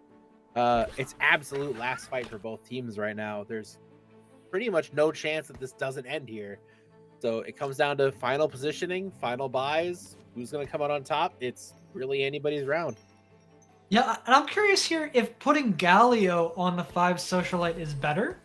I feel like it would be. I feel like it would be, but, you know, what do I know? He did outdamage the Aurelia last round even without 5 Socialite, so that's typically a good sign. But regardless, last hope for both teams here. Oh, and it's too much damage from Charybdis. That's it. And that is a very, very well played mercenary opener into a fully capped level 9 board from Charybdis. Your Train-quility Teamfight Tactics tournament champion to open off our event week here today. Congratulations, of course, to Charybdis pulling off the big win tonight. Fantastic play in that finals, pulling off the mercenary run for sure. A fantastic job from Charybdis here, pulling off this one. Train, it has been a hell of a night here. We've seen a lot of very interesting, very entertaining stories overall all night. Yeah, a lot of really, really exciting storylines today. You know, a lot of exciting performances from some unexpected sources. Basil had a really, really good tournament. Phoenix came in with like 2 days of experience and came out beating someone else in one of the lobbies. You know, Apathy, Tri, Capital, Polar, all very good showings, of course. But you know what? Just Charybdis' night. Played a 1st or 8th comp in your final lobby and took home the dub, and deservedly so. So congratulations to him. Sometimes it just works out in your favor. And congratulations to Charybdis on the big win. Reminder again, everything this week is all for Project Hope and their Hope for Ukraine campaign. I do hope you guys will consider making a donation at some point this week for this amazing cause, raising money for Ukrainian refugees fleeing the terrible war that has taken over their country. However, we have a fantastic amount of activities and events on the slate all week. Tomorrow night, we have the content creation team 1v1s, where members of the community will be challenging members of the content team to 1v1s, and we'll be also having some shenanigans along the way, so you're not going to want to miss that. And then on Tuesday, the Widowmaker 1v1 tournament. Wednesday is our Brawl night, as well as our EU event night. Thursday, we have the 2v2 tournament, and then on Friday, we have Admin Pugs. We have an awesome slate of events all week. We do hope you'll tune in. Make sure you win on those, get those Trank bucks for those big Amazon gift card giveaways at the end of the week. But we appreciate you guys being here tonight. A special thanks to all the players tonight, and of course to our producer and also your Twitch manager, and that's Booth, with the fantastic job casting his first Teamfight Tactics tournament tonight. So first, never actually seen the game played before tonight. So fantastic job to Booth on the production as well. So for everybody here in Train-quility, we absolutely appreciate you tuning in, and we look forward to seeing you tomorrow.